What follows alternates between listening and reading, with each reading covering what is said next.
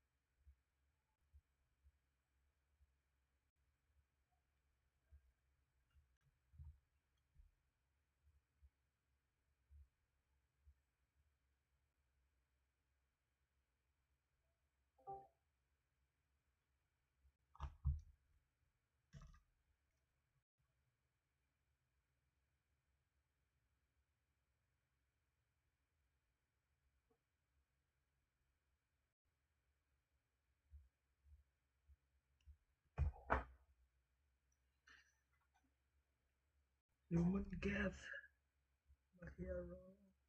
The fairy tale turn to somebody I can kiss. Or something just like this.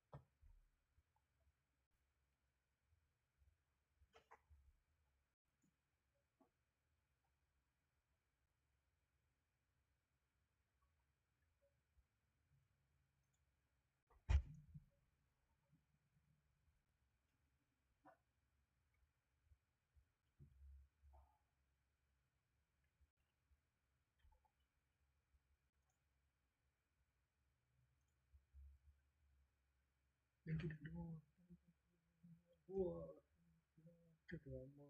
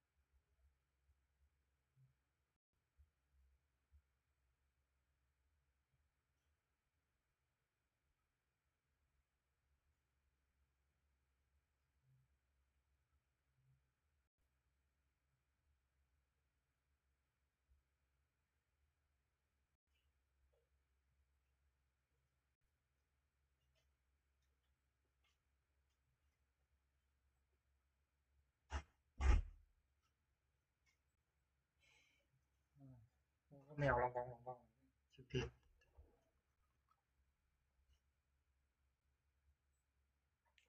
trên con rồi.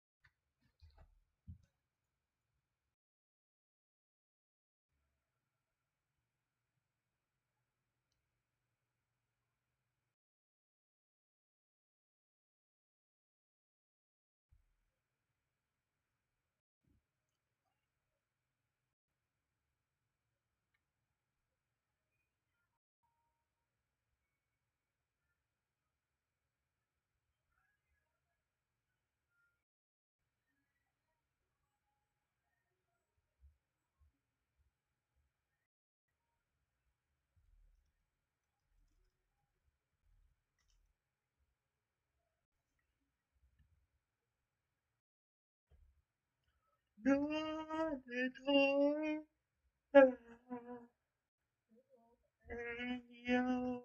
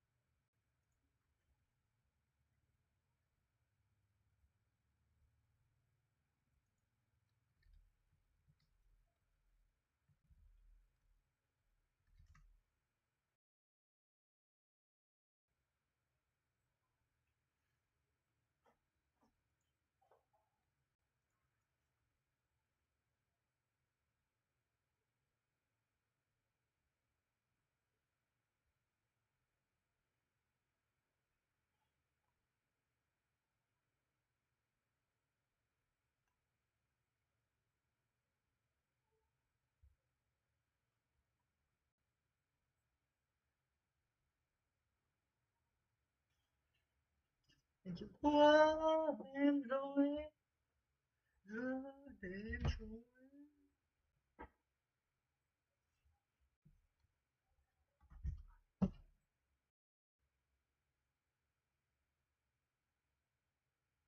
nên thôi ra mà sao với mong ăn ngon.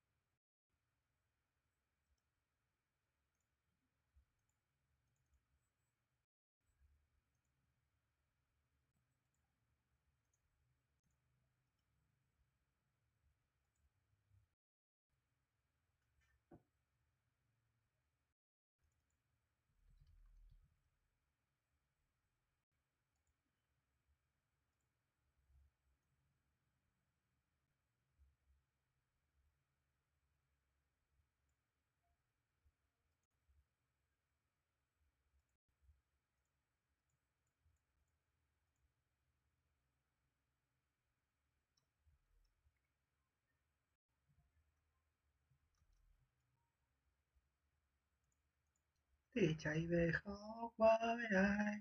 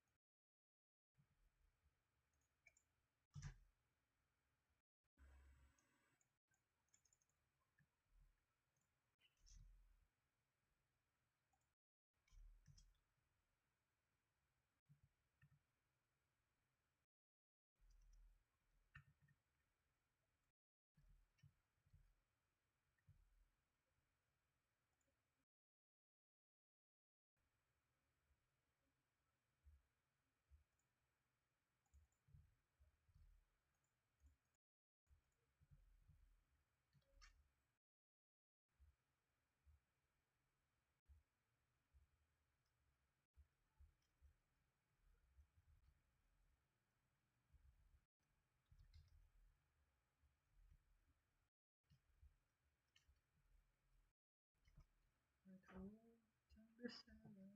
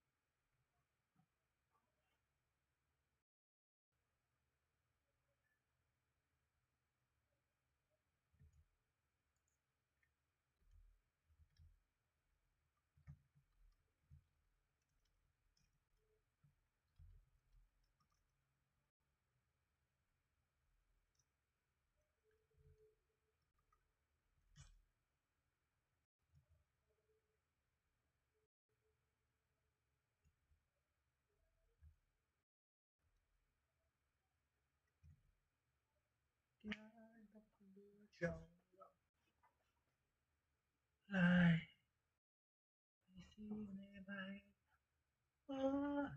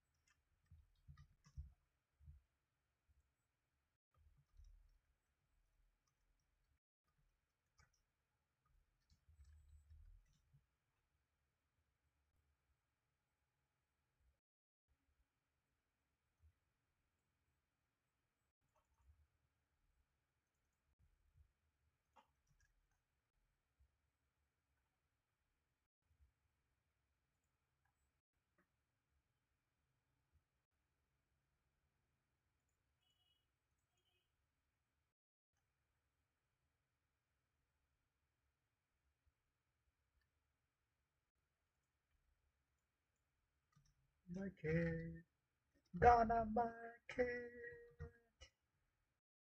Natural, beating heart of stone.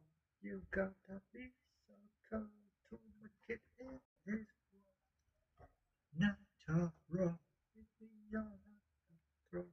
You gotta be so cold to natural.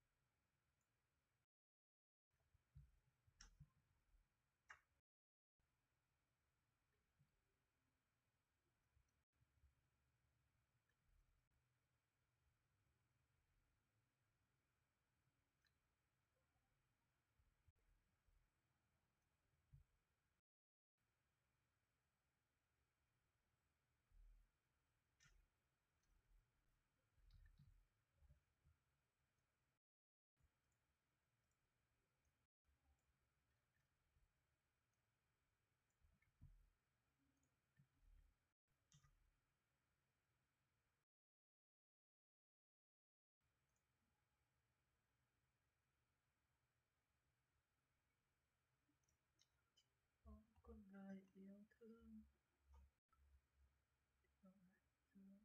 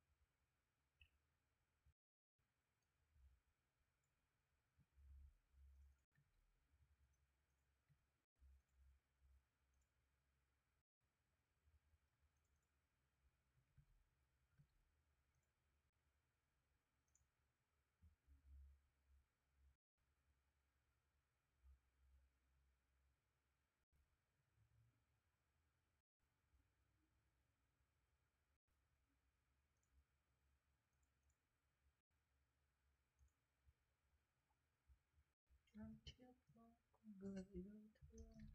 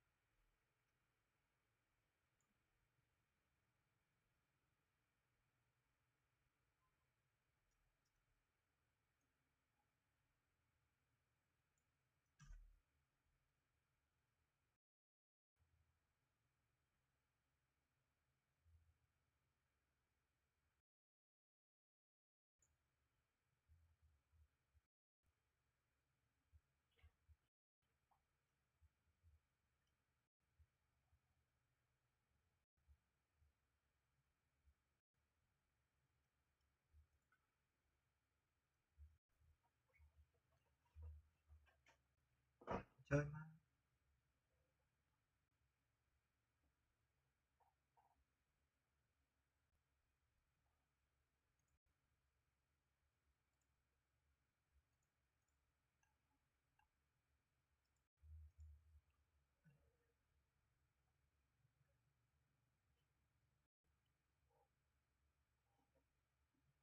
Lần này phiền trong cuộc biến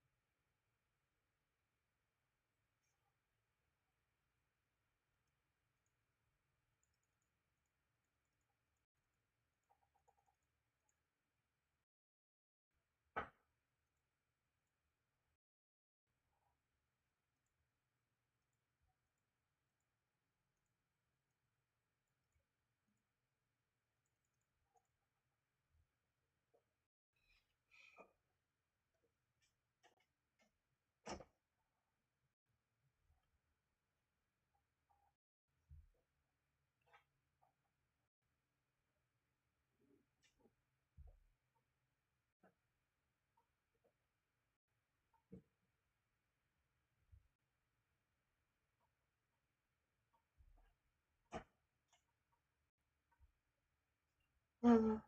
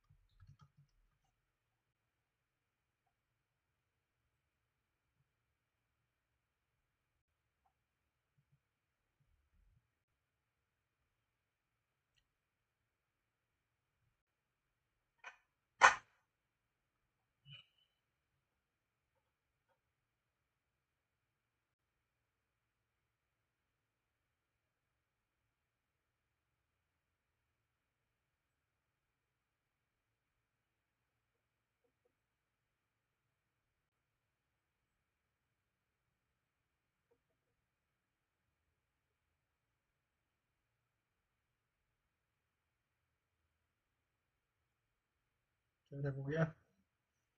How the fuck is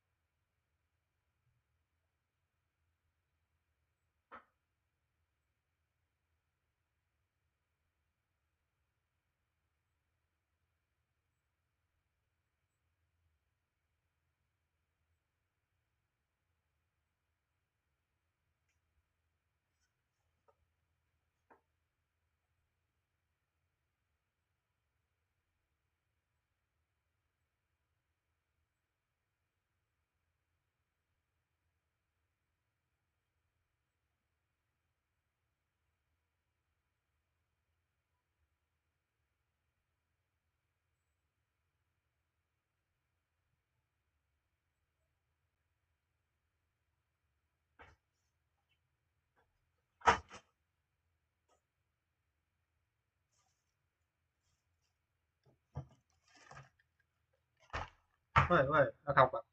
Rồi, còn học xong làm cái trò.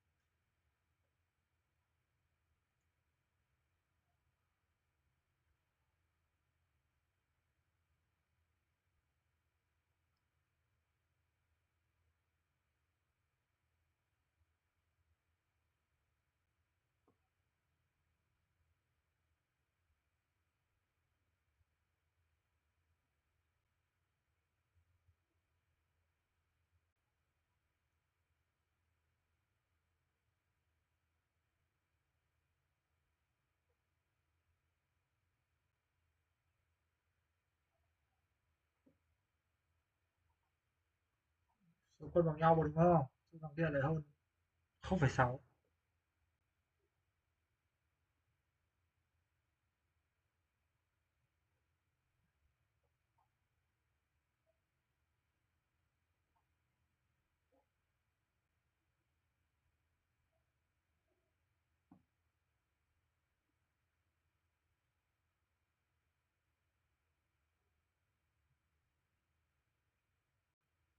Trời. Ờ, sinh nhật đến đây. Cờ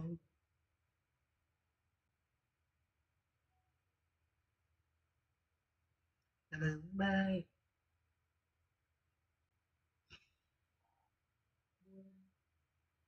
Là lần sau đi. Bao lâu, bao lâu, con ra chuyện bình thường. Ôi dồi ôi, cái gì đây?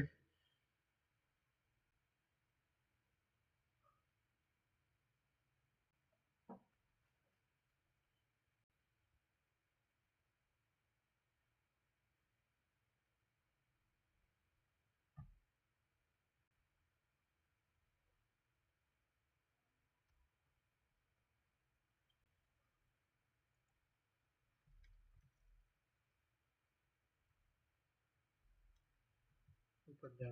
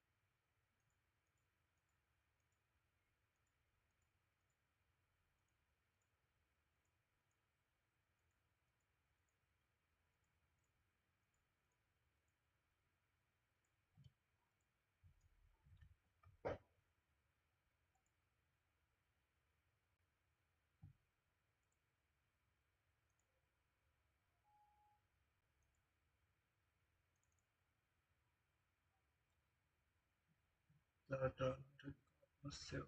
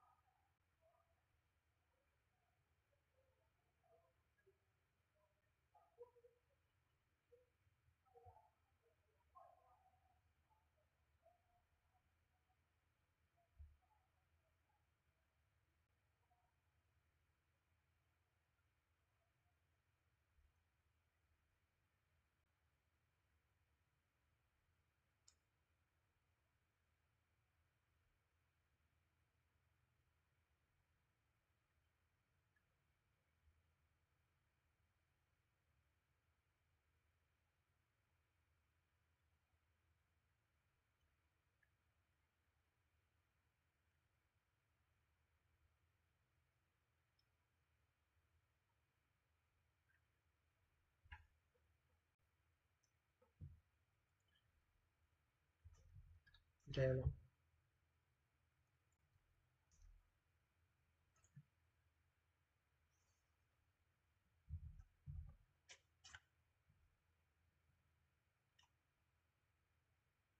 Ok, Junior luôn.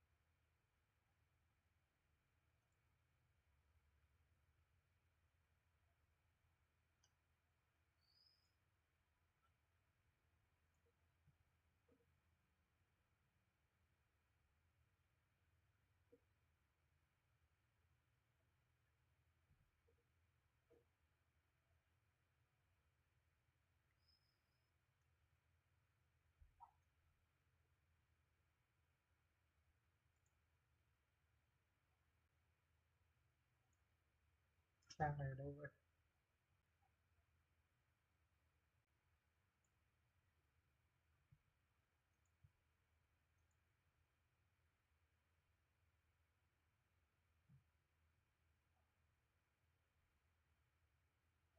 Bình đâu rồi?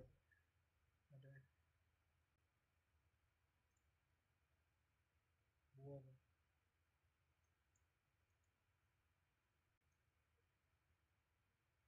Ừ. Hai cái này bình đều cao hơn cái này. Mua cái này.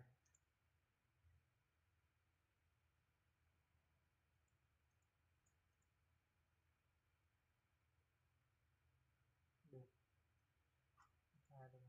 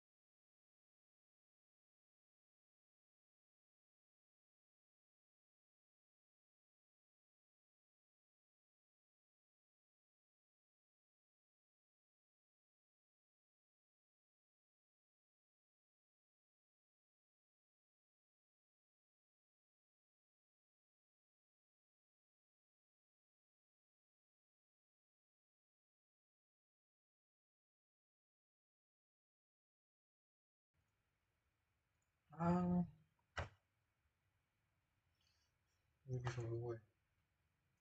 lạ.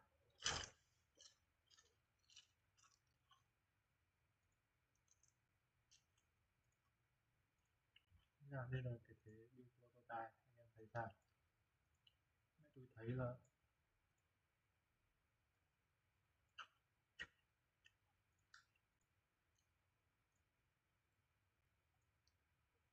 ngon rất vời luôn. Thế prototype như bên này thôi. Ngon, ngon, ngon. Xem cái này dùng được. Đây, ví dụ như cái element này được tính là đảo ngược lại cho cái element xung quanh tính.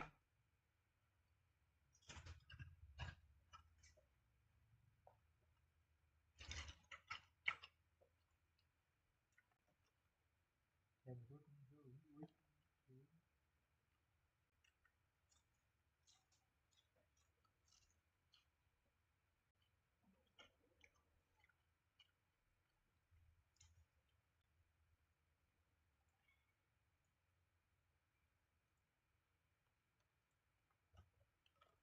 cái này hả?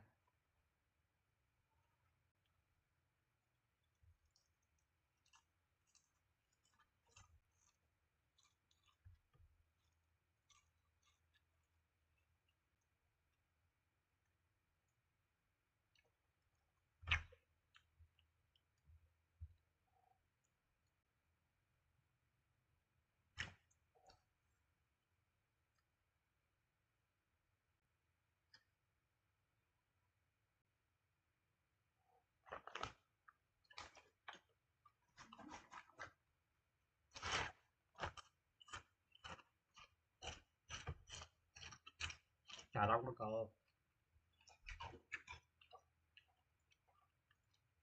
Em thấy không? Hai tượng, một mã, hai mã một tượng, hai con tốt trung tâm, hai con tốt. Thời ý thế nhá, tôi nghĩ là nó chả hơn nhiều đến thế. Xe con này bảo vệ được thì cũng hơi lò thật nhưng mà nhá.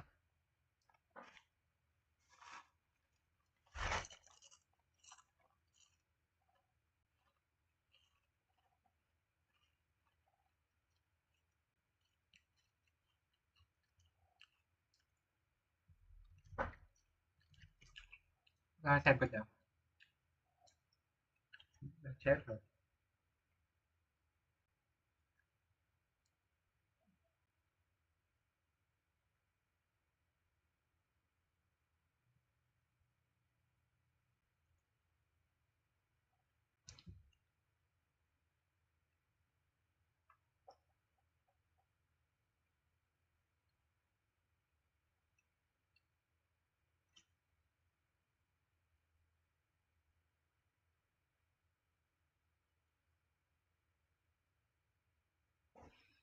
Đây là clock time trên time nhỉ? Sao vậy? Cái plot gì vậy?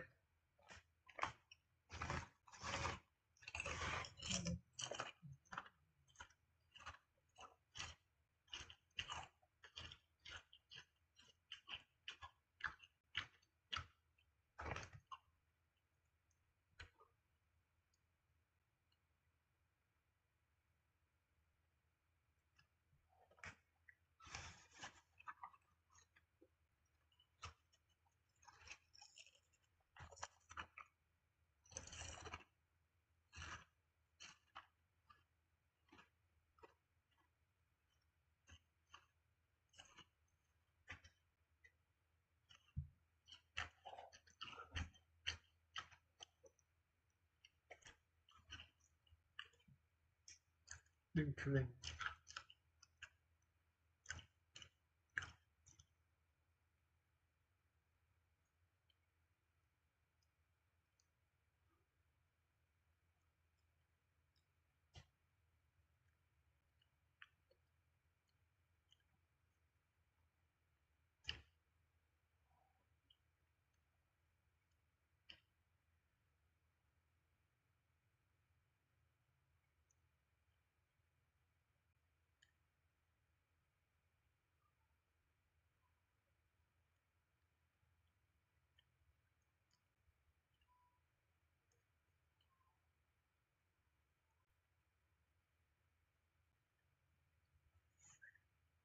Đúng.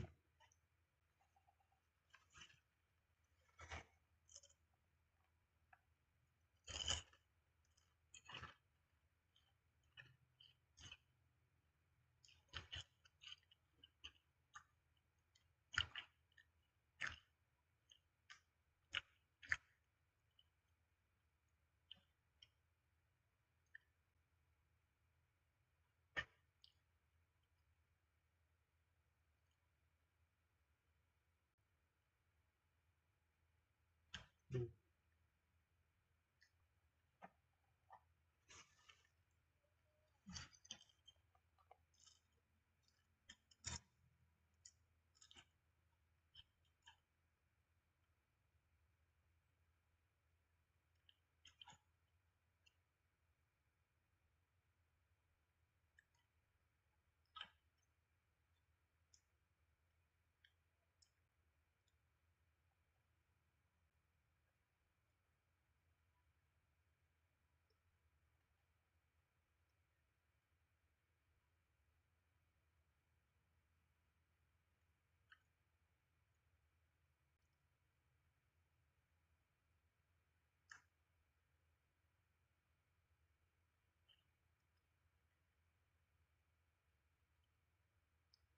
Ừ.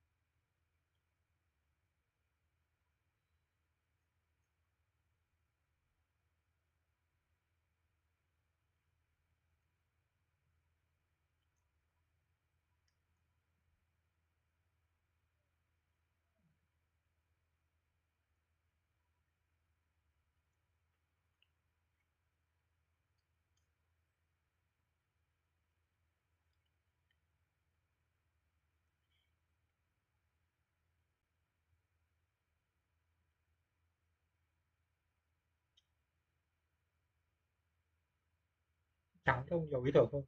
Mình nghĩ là ừ.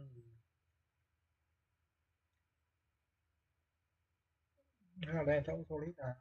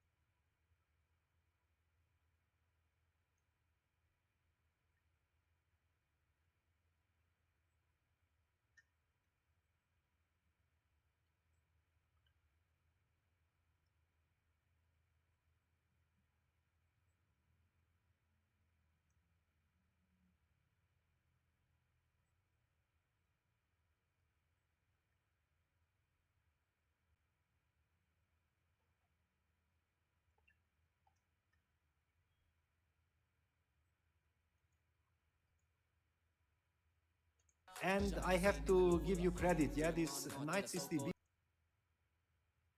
Ôi mẹ bật nhầm audio, nhầm thế.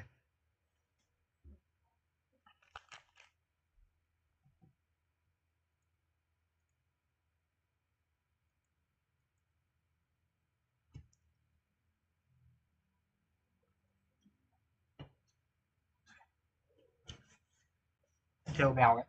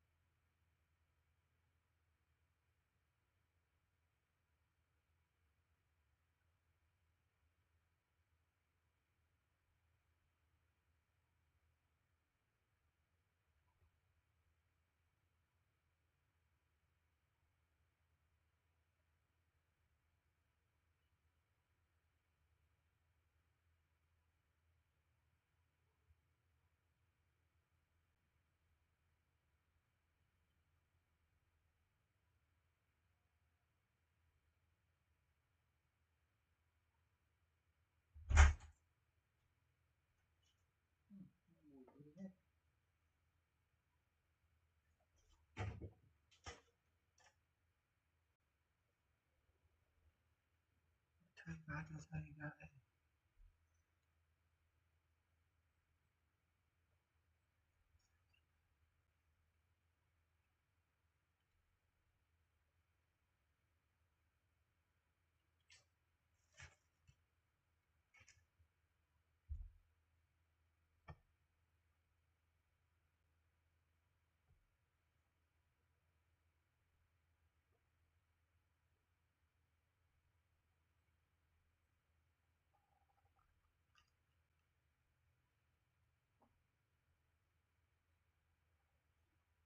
Nếu con tim anh lên tiếng thôi.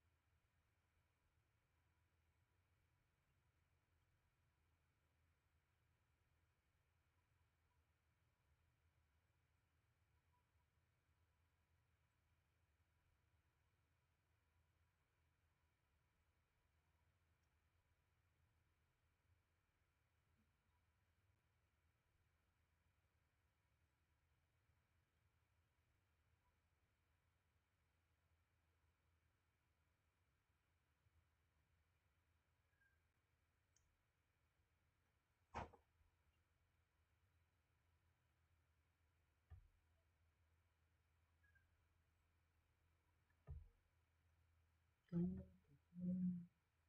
kia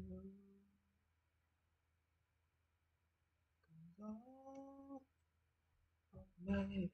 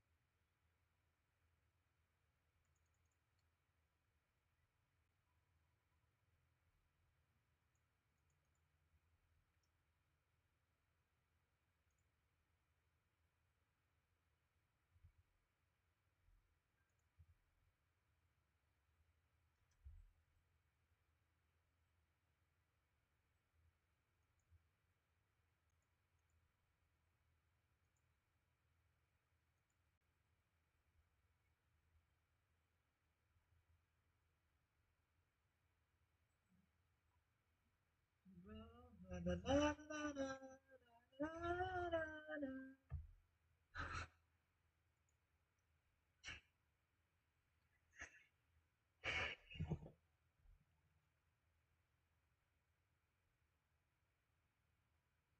xưa không có đèn che che khi nắng khi mưa.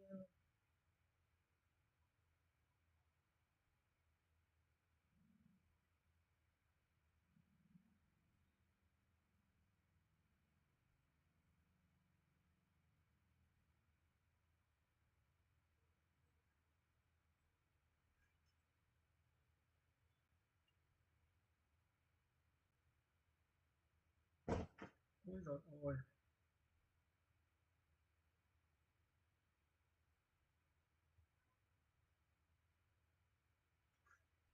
mình Pháp à?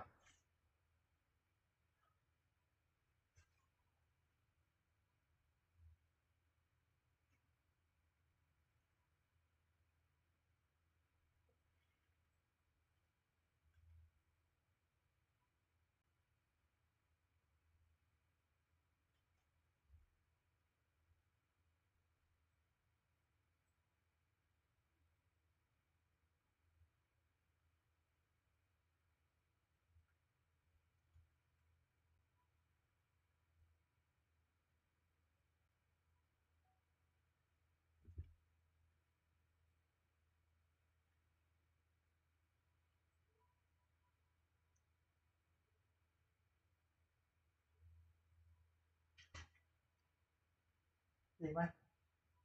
Nhà ghét.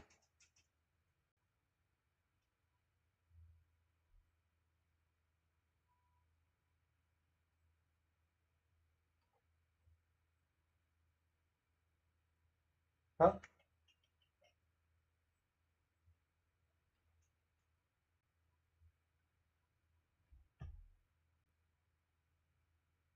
vâng.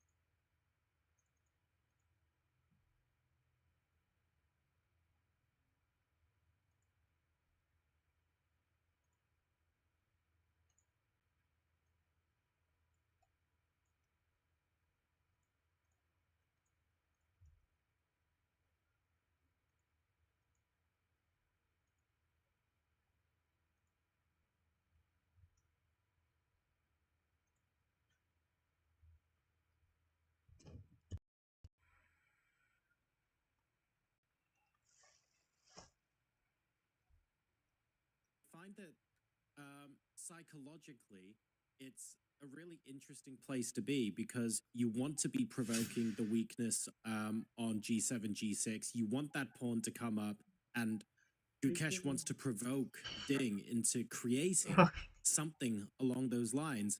And f5 sort of throws all of that into question, Peter, because it feels like that the accurate result, well, not result, but the accurate line is almost for Gukesh to say, oh, okay, I can take en passant here. I'm no longer trying to play to apply pressure against g7. Let's focus on the e6 pawn and potentially the d5 square. And he needs to sort of get himself out of that knight h5 hitting g7 mindset and into targeting something else on the board. That's fine to do. He's crazy, you know, he's the world championship challenger and he's got over an hour on the clock. Of course he can do that. But this is like Ding's way of applying pressure back onto Gukesh and basically asking the question, are you sure you want to do this? Do you have a plan B? Yeah, it's a very good kind of observation, yeah, that this is now a huge decision for Gukesh, yeah. With knight h5, he signaled that he is trying to go for the maximum, yeah. He is going after black's king, and all of a sudden after f7, f5, with e takes f6 en passant, he might be playing for some small advantage. Yeah, the advantage might be there, but his mindset is looking for something different.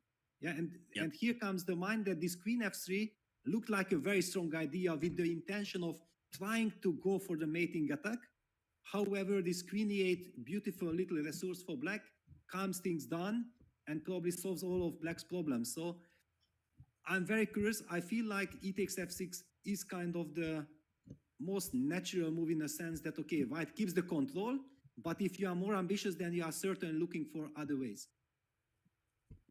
So Ding Liren asking Gukesh some questions with f5 here after Gukesh is busy setting up for that potential mating attack. Ding is still in the rest area, or occasionally escaping meme cam, as we like to call it here, but he will basically be there or at the board when we come back with coverage in a couple of minutes. See you in a sec.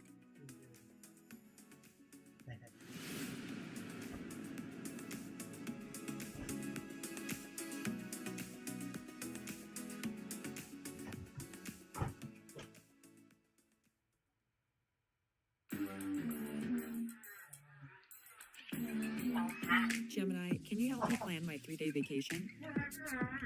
Generate a photo of a muscly capybara. Explain the concept of supply and demand with OpenStax. Hi Gemini, quiz me on the rise of industrialization. Can you help me find an email? Yeah, I can help with that. Let's dive into Gukesh's top 3 show-stopping moves of his career so far. And at number 1 is a huge game from the candidates. This is round 8. Vidit Gujarati with the white pieces against Gukesh Domaraju. Now Gukesh has just lost round 7, the only loss that he had in the candidates against Ali Reza. And this is how the 17-year-old bounced back right after. Playing with black, it has been a model game against the Italian. A brilliant one. In case you missed it, I highly recommend you take a check on it, because the whole strategy was around Gukesh infiltrating from the queen side, one side of the board, and then eventually ending the game with a checkmate on the other side of the board. He's kept the pressure on Vidit for pretty much the entire game. And here, Vidit made the move, G-pawn, moving 2 steps forward, clearing the way for the white rook to attack the queen and hitting the black knight at the same time. 2 pieces hanging. And this is the moment I want you to pause. I want you to channel your inner Gukesh. I want you to channel your Puzzle Rush God mode. Black to play.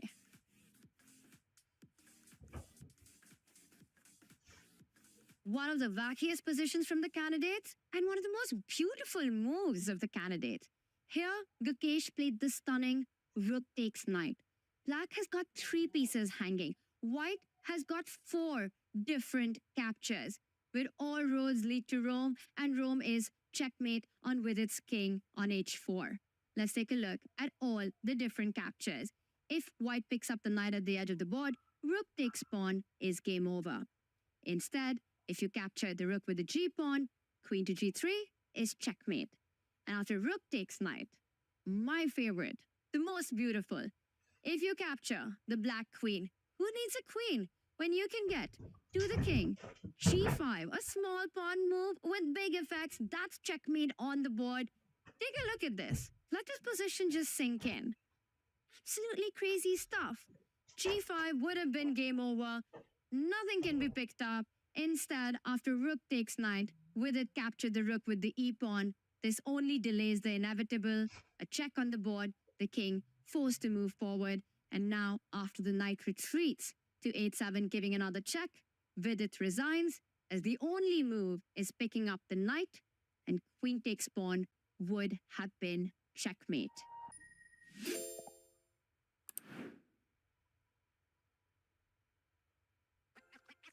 This December, the world's top chess minds clash in the heart of New York City at the FIDE World Rapid and Blitz Championship. Witness world number one Magnus Carlsen and other stars from across the globe. Rapid and Blitz, chess in its most thrilling form, unpredictable and unforgettable. Fast moves, tactics and blunders, and moments that will keep you on the edge of your seat. Witness the pinnacle of chess excitement. Get your tickets now at worldrapidandblitz.fide.com.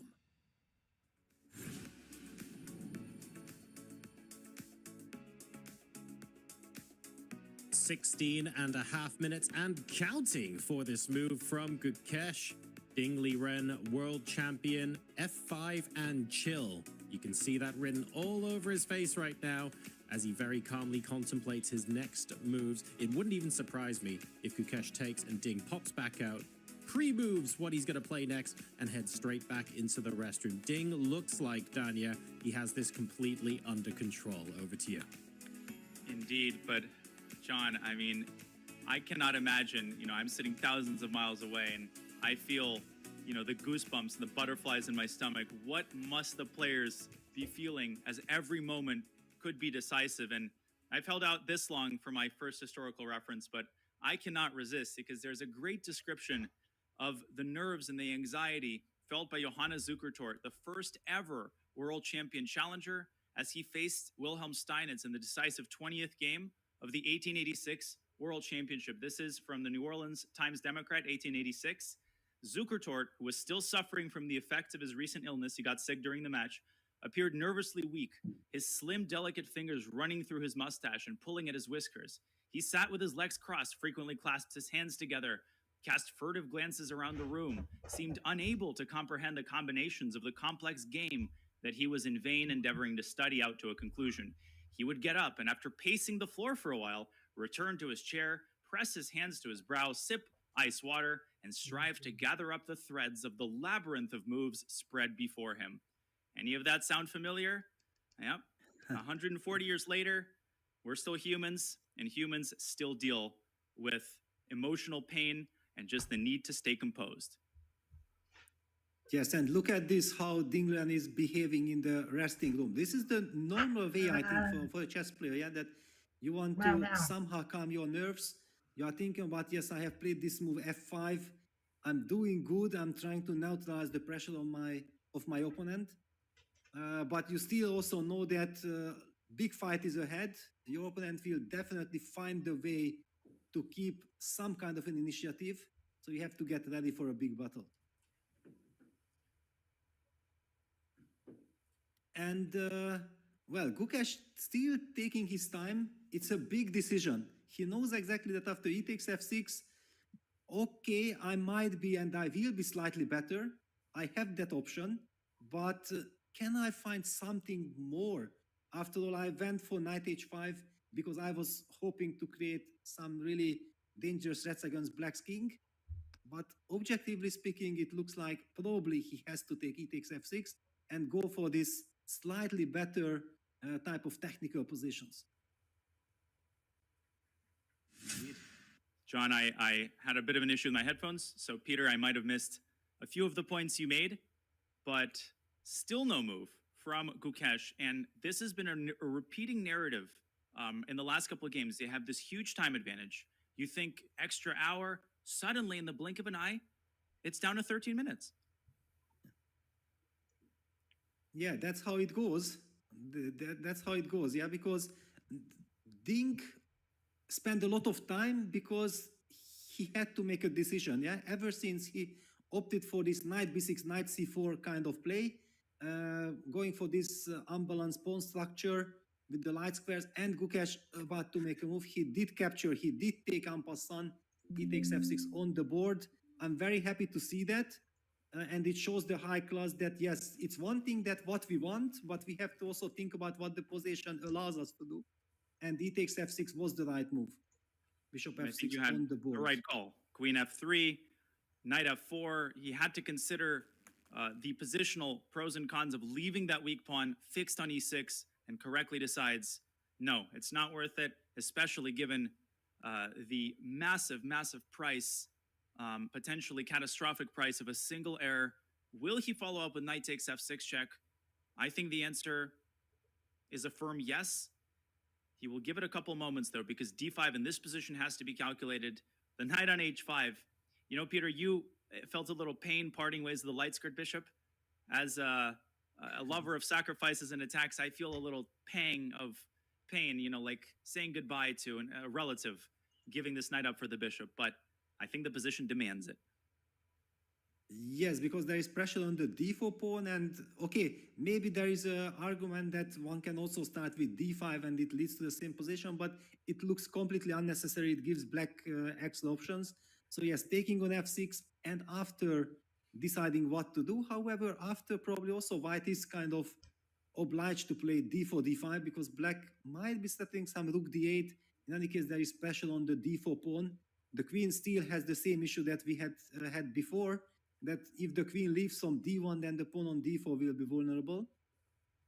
On the other hand, this line that we analyzed, knight takes f6, queen takes f6, and then going for d4, d5 push, it does guarantee white some kind of a small advantage, but black is also rock solid, and we are talking about a classical chess game. Black probably should hold this position, but one game that comes to mind was this very famous Kramnik versus Karpov versus Kramnik game from Dortmund 1993, when in the Meran they reached very similar structure, and seemingly before everybody thought the position is completely equal, and then Karpov with his incredible mastery managed to show that there is some more potential in positions like this. Absolutely, and I also am remembering his opposite colored bishop demonstration against Kasparov. I think in a different position, the knights were absent, but in a position from the semi-Tarrasch, I think he exchanged, I want to say, his knight for Kasparov's bishop on e6 to the surprise of the commentators, but then demonstrated that, yes, even with opposite colored bishops, the positional and tactical trump cards can ultimately prevail over the drawish tendencies. But I'll check that game out. Now, I'm not sure which rook white should put on d1, but we were looking earlier, Peter, at rook a d1. And can we establish what the best defensive approach is for black? Is it to put a pawn on a6?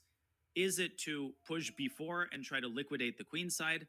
And first and foremost, does black take on d5? I would think yes. Yeah, because you already highlighted, yeah, that potentially there is this idea of going queen takes e6 and rook d6.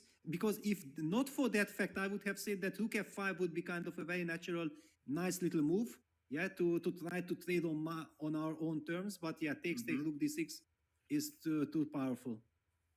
And black probably will not pick up his pieces after knight d8, rook f d1.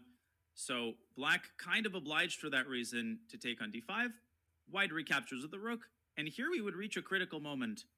b4 is an option, a6 is an option, and rook f5 in this position also on the table. And it can make it hard, Peter, sometimes when you have so many different candidate moves, it can be a little overwhelming to have to choose one of them. Yeah, it's much better to have only one good move than to have three more or less equal candidate moves, because that gives you another chance to burn 15 extra minutes for absolutely no reason. Somehow I'm tempted to think about if I can play the move a6 just not to rush anything and hope for some bishop f5, bishop d3. Yeah, that would be lovely if black would be able to activate that bishop to d3. Clearly white will not give time for that. But I feel like black should be able to hold this. I mean, b4 was my instinct, but, you know, I'm also suffering from bullet brain. So a6 is the sort of professional move, can white try to exploit the temporary kind of hanging status of black's pieces? I'm thinking rook d6, rook c5.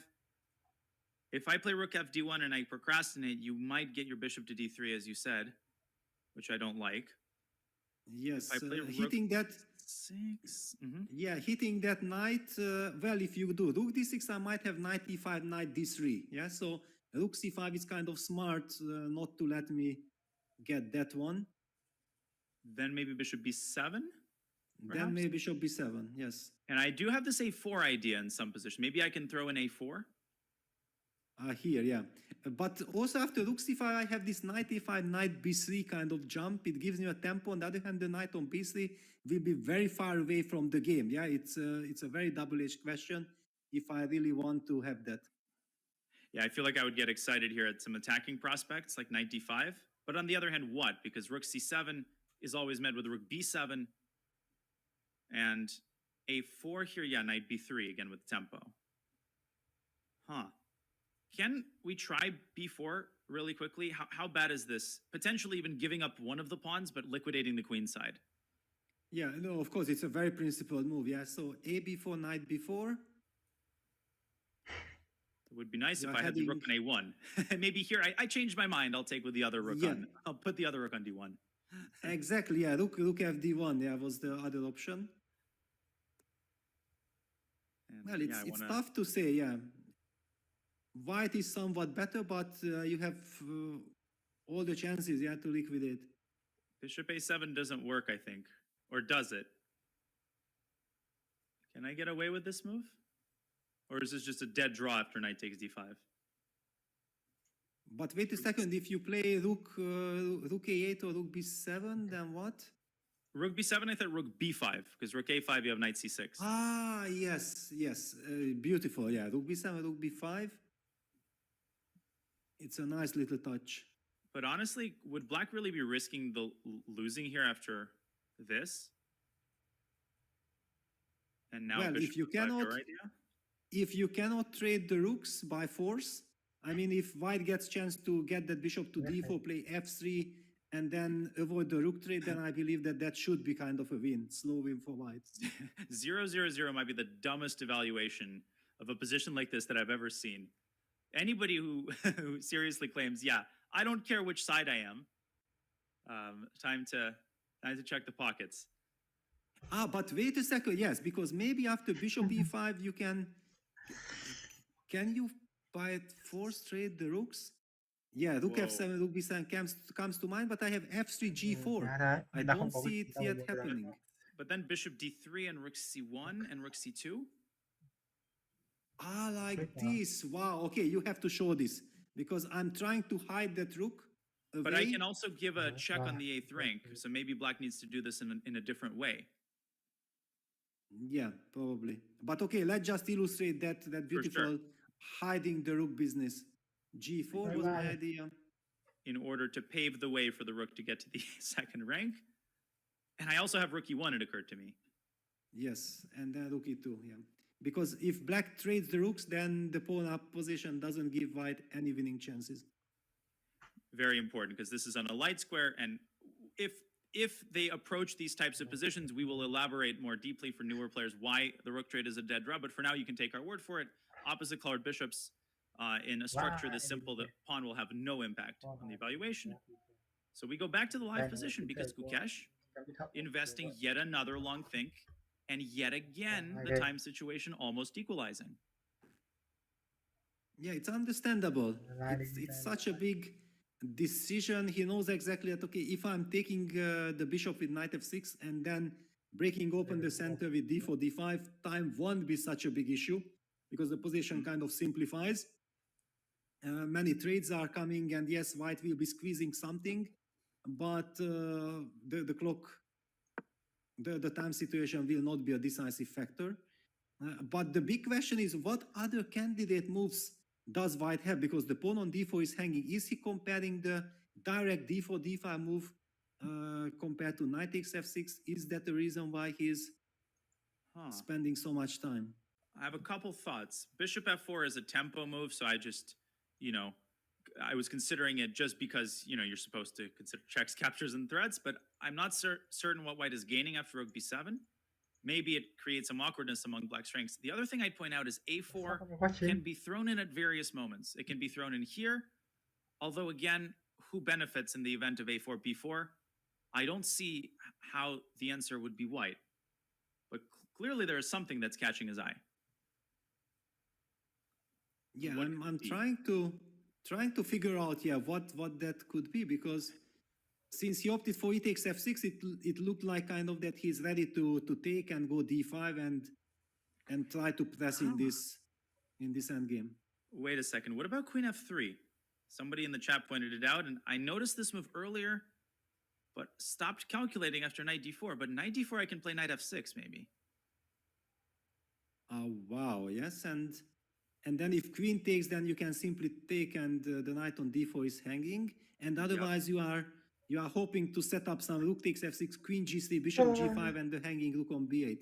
Exactly. Should we put this on the board? Yeah, let's show it. So this hits the knight. Knight takes d4, intermezzo. Oh my gosh, I'm looking at king h8. So queen f6 drops a piece. Rook f6 allows queen g3.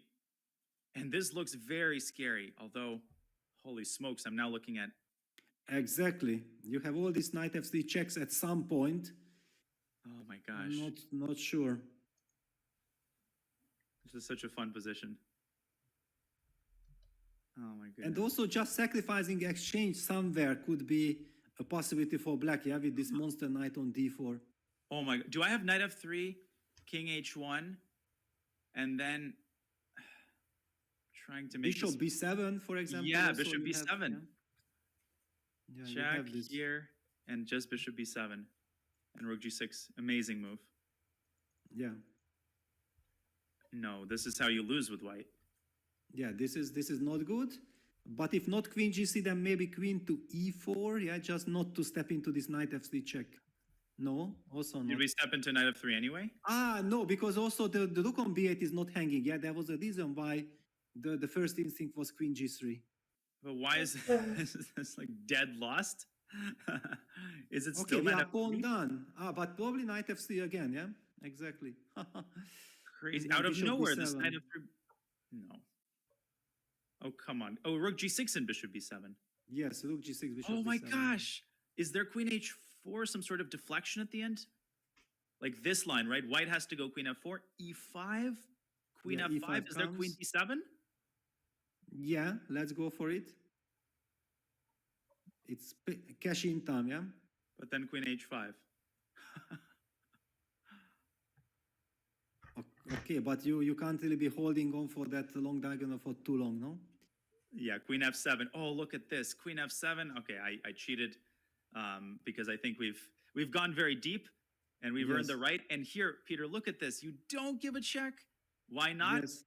You be patient because of knight f6 check. Amazing. You have to take on e4 first, eliminating this final counter chance, and now winning the game with the discovery. We predicted the course of the game. This is going to be the final position. No, just kidding. Yeah. Yeah, but it's a nice illustration that, yeah, how many lines are there to be calculated?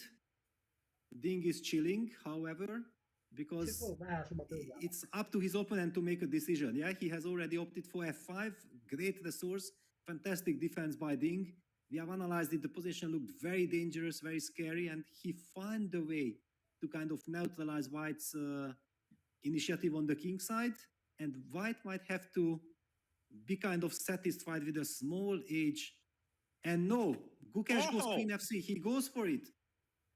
Holy cannoli. And wait a second now. After knight d4, knight f6, rook f6, you know, we do see zeros on the eval bar. We've refuted queen e4 and queen g3. What in God's name could he be intending there? Queen back to d1, there's e5. Ah, maybe it is queen back to d1. But Yeah, knight but no, it's, I don't know. It's very intriguing, and I think, look at this. Dinga is kind of surprised. I believe that psychologically he was simply ready for this knight f6, queen f6. I will be slightly tortured, but I will somehow hang on. And all of a sudden we have a completely different character.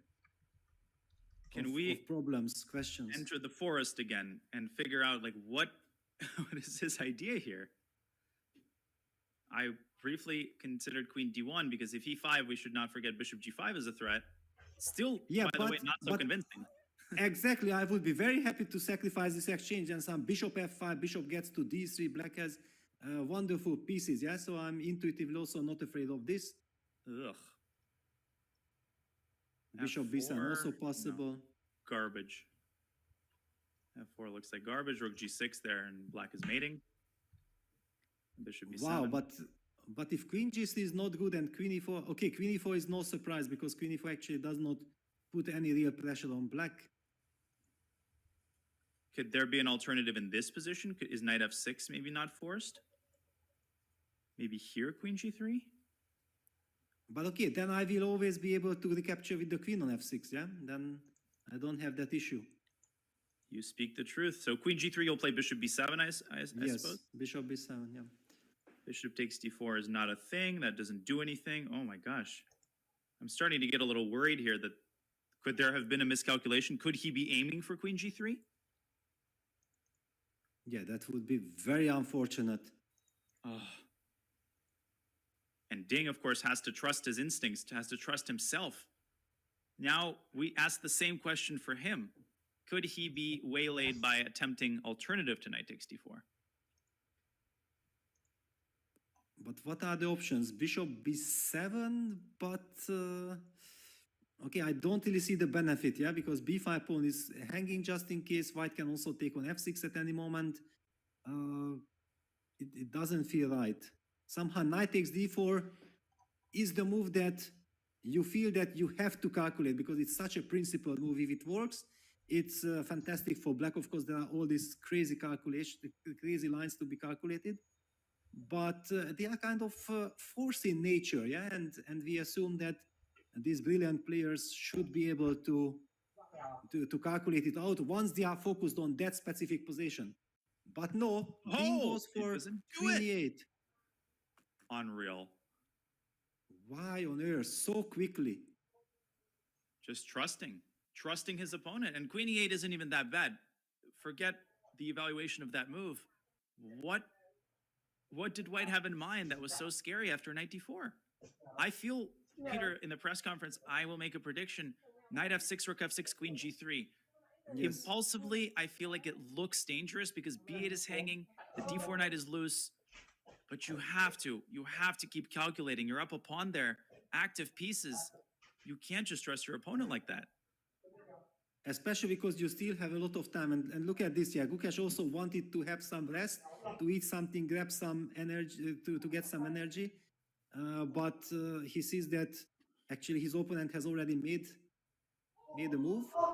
The good news for him is that he does not need to add the board in order to calculate, yeah? He has a monitor in his room. He can be looking at the monitor and calculate lines.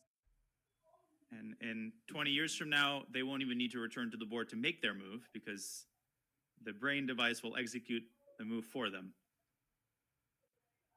Don't scare us. Don't scare us, Danya.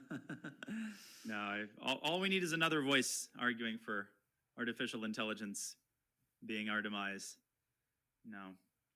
Without the humans, this match would not be nearly as intriguing. Just look at the nerves. This is such a nice dual camera view as both players. They might be eating, but it's not a sign that they are calm. Gukesh runs his head through his hair. Will he take on f6? Can he just please get rid of this bishop already? Yeah, probably. Now the big question is also, what does he achieve by this? Yeah, because after knight f6, rook takes f6, comes with a tempo, hits the queen on f3. Is that the reason why Ding felt like, okay, I'm just happy with queen e8, why I should be looking for all this crazy calculation with knight takes d4? My opponent spent like 25 minutes on it. I don't want to get into that jungle. Let me take the devil's advocate position. After knight f6, rook f6, I can drop my queen back, let's say, to e2, and then I can try to put a rook on d1. Earlier, I didn't have that luxury because I had to babysit the d4 pawn. But your point is well taken. Surely White cannot be more than a little bit better here. Yeah, that's the impression we are getting from Ding's choice. Yeah, if queen e8 would be an unpleasant move, or if he would think like his position is really unpleasant, then he would be kind of motivated to calculate the knight takes d4 jungle. However, he felt like, okay, I already spent way too much time before. I don't have the luxury to be spending 20 minutes on some crazy lines. Queen 8 is a solid, reliable kind of reaction. I can live with that, and I can make that move instantly. And you have to move on once you play a move like this, because chess players have a tendency to keep coming back to critical moments. And God forbid, we've all had this experience. You suddenly realize, Tal, actually, in the same interview where he shared the story about Bronstein and Holmov, he shared the story of playing Jan Timman in a tournament toward the end of his career. And as to paraphrase him, during the game, he realized that the day before, in a game with John Nunn, he missed a huge opportunity to win. And he said that he spent the rest of the time during his think against Timman worrying about how he could not find and scolding himself for not finding that move. And he finished his statement by saying, such simultaneous exhibitions by grandmasters usually do not result in success. So Ding has to move on. He's made the move, and now he's got a difficult defensive task in front of him, but he's now up on time. Yeah, now the big question is sometimes, yeah, that like Gukesh, he spent a lot of time, he was calculating the lines, he opted for queen f3, and then you release the tension, yeah, you make the move, you get up, you go to your resting room, you refresh yourself, drink something, eat something, and then it hits you that, wait a second, in one of the lines that I was assuming that it's good, what happens if that move, yeah, how often it happens, and then you are in a state of shock. You are very worried that, oh my God, maybe my opponent will notice it and so on. And then suddenly the move queen 8 comes, and then you relax that, okay, good.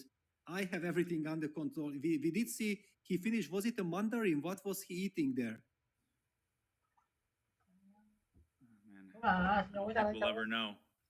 Banana, mandarin, I mean, they got the full assortment of vitamins at their disposal. So we see some stretches by Ding.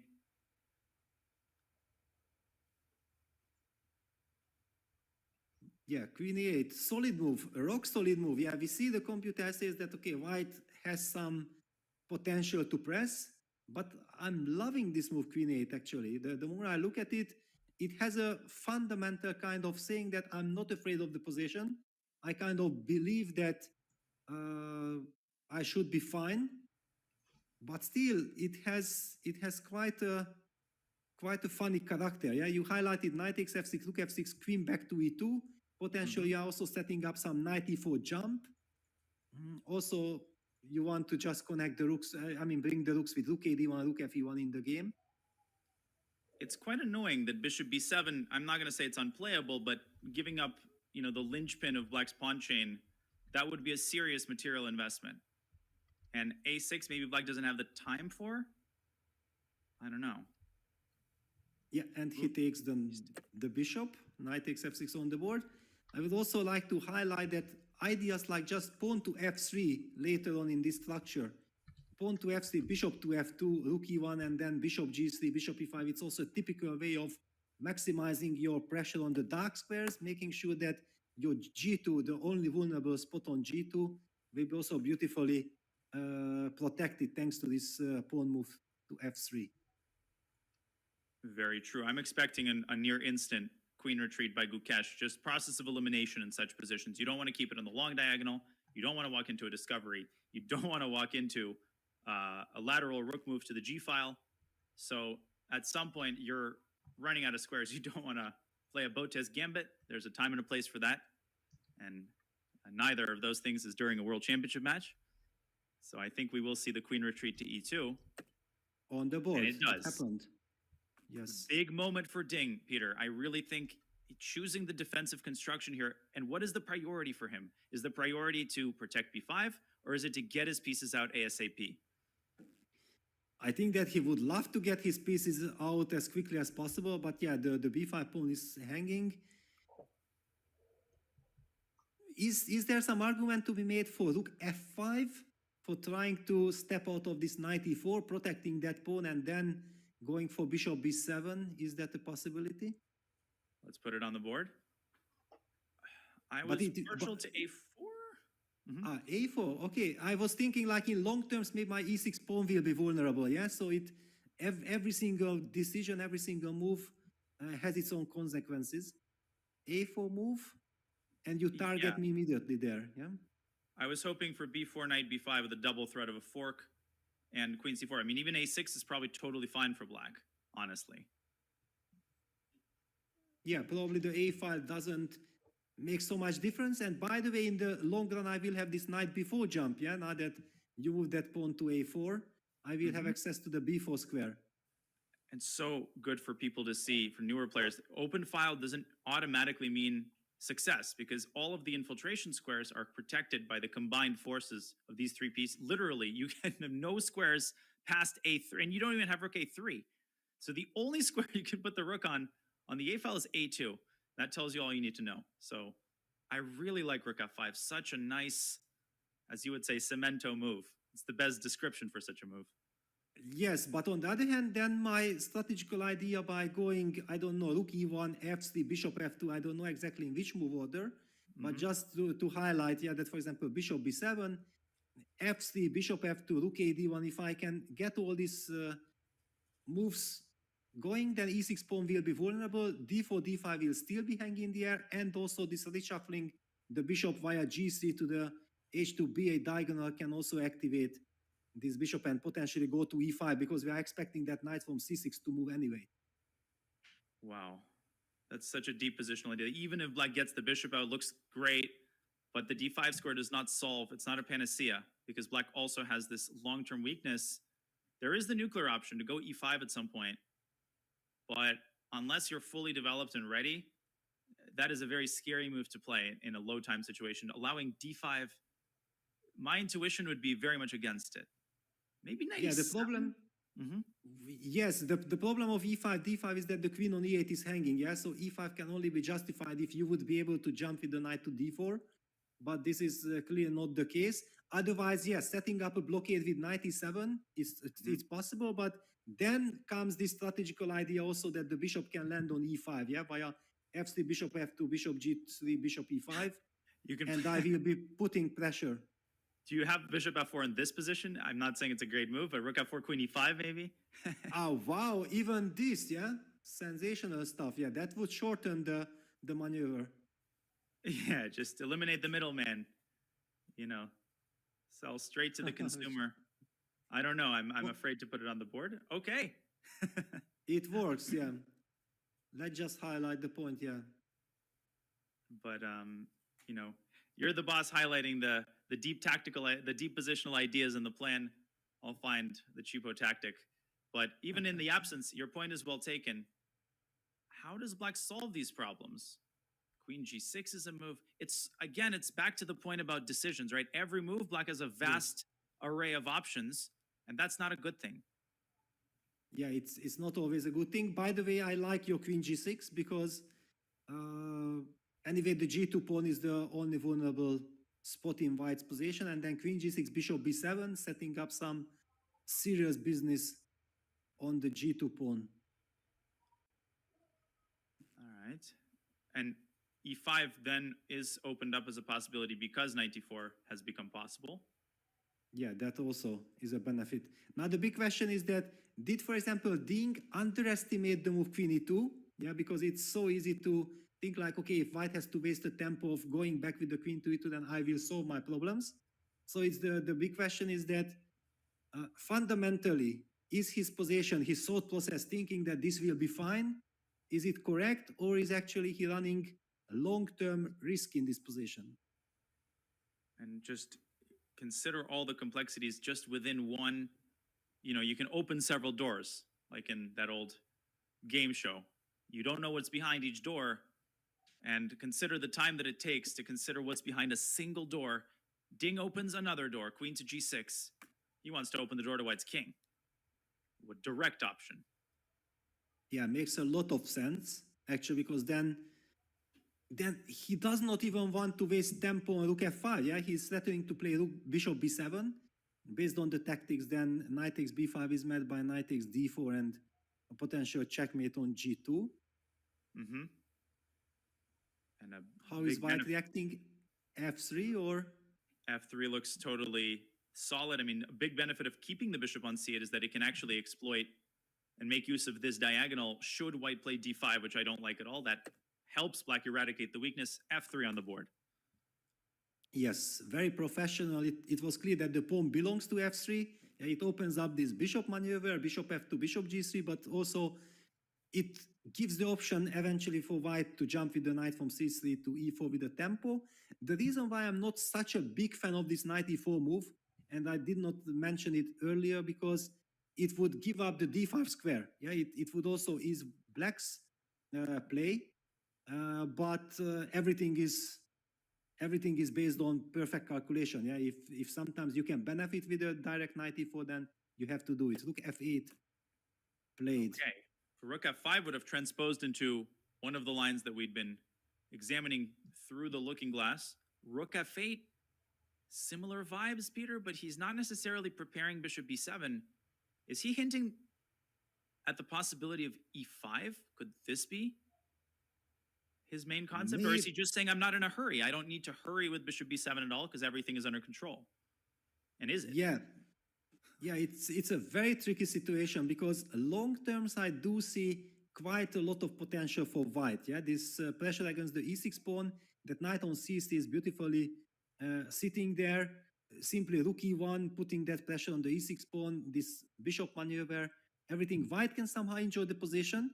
And here it comes, yeah, that there was this moment when we, after the en passant, we spoke about that if white is forced to take on f6, then black was capturing back with the queen, and we were thinking that with d5, white has to simplify the position. Yeah, there was no way of just maintaining the tension in the position because black was too active. Now I feel that here we are seeing a much more dynamic situation and some potential dangers for black. Of course, if black gets 2-3 moves extra, we will be talking about black solving all his issues, but it's white to move. We also see the Evil bar gives white the advantage, and also humanly speaking, it feels like there should be something to play for with white. Somehow I can't really take my eyes off of d5. I know that that goes against the entire setup that white is building up. It's the impulsive move that you would, scold your young student for, but still, there's this one cheapo tactic that I'm noticing after knight takes d5, white is threatening bishop takes a7. And yeah, but I'm very happy to ignore that. I'm very happy. I just go bishop f5. Please take that pawn. I'm giving it. Let me organize my counterplay. Very instructive. Bishop d3 threatened. Let me just show bishop a7. No, this loses actually to rook e8 first. Yes. I block with my bishop. And already, even if you don't see bishop d3, it's a crime to go for this. Bishop d3 skewers the queen and the rook. Well spotted. So d5 is off the table. Exactly. Yeah, I think d5 is completely off the table, and the question is that rook fe1, but rook fe1, bishop b7. This is what Ding is relying on, because again, thanks to this queen on g6 and pressure on the f3 pawn, so I'm a little bit worried of moving that rook from f1 at this moment. Totally agree. What about starting with bishop f2? But that's maybe too much of a prophylactic move, yeah? So now we understand why the players are taking their time, yeah? It's when you sit at the board and every single move has its consequences, and if I start like this, then black gets this. If I do that, then this, and then you are trying to find finally the best kind of move order that's possible. This is exactly what Ding was dealing with when Gukesh played bishop e3. Like, okay, if I castle, then he goes knight f4 and starts attacking me. If I play on the queen side, then he might go pawn f4. It's this uncertainty, the vagueness that causes players to spend so much time. I think most people watching would be inclined to play a neutral move like rook a d1. And maybe this is the way for white to go. Maybe this is the happy medium. Yeah, because it still keeps the pawn on b5 under pressure, so black cannot play the move bishop b7. There are no tactics with the rook on f1. And if you have to waste the tempo on defending that b5 pawn with a6, that clearly benefits them white. Then we can do something. Now again, yes. Same dilemma. Same dilemma, yeah, because, okay, for example, bishop f2, bishop b7, bishop g3, rook bd8. You are just in time to get counterplay against the d4 pawn. So maybe we'd go one step back, and now, already rook fe1, I have to start calculating. And black can also reposition the rook to e8. I mean, you don't mind a slightly passive placement, but maybe there I can finally go knight e4. So if I go here first, hitting the pawn. Rook, okay, so you wanted to me play rook b8. Okay, I will do it. Because if you play knight e4, I'm going to go knight e7. Can I get another my blockade? Because f3 pawn is hanging. Very well spotted. Knight e7 is super important. Man, if only I had a king on h1. One more prophylactic move. I have an idea. And so does Gukesh. Yeah, rook ad1 on the board. Yes. Maybe bishop g3 actually completing the maneuver would be nice here. But let's go back to the live board because it's decision time for Ding. Yeah, does he spend this extra little move with a6? I feel that the bishop belongs to b7, and in order to get the bishop to b7, that's the reason why you play a6. It's not just, you know that the bishop belongs to b7 and you have to protect this pawn on b5. Of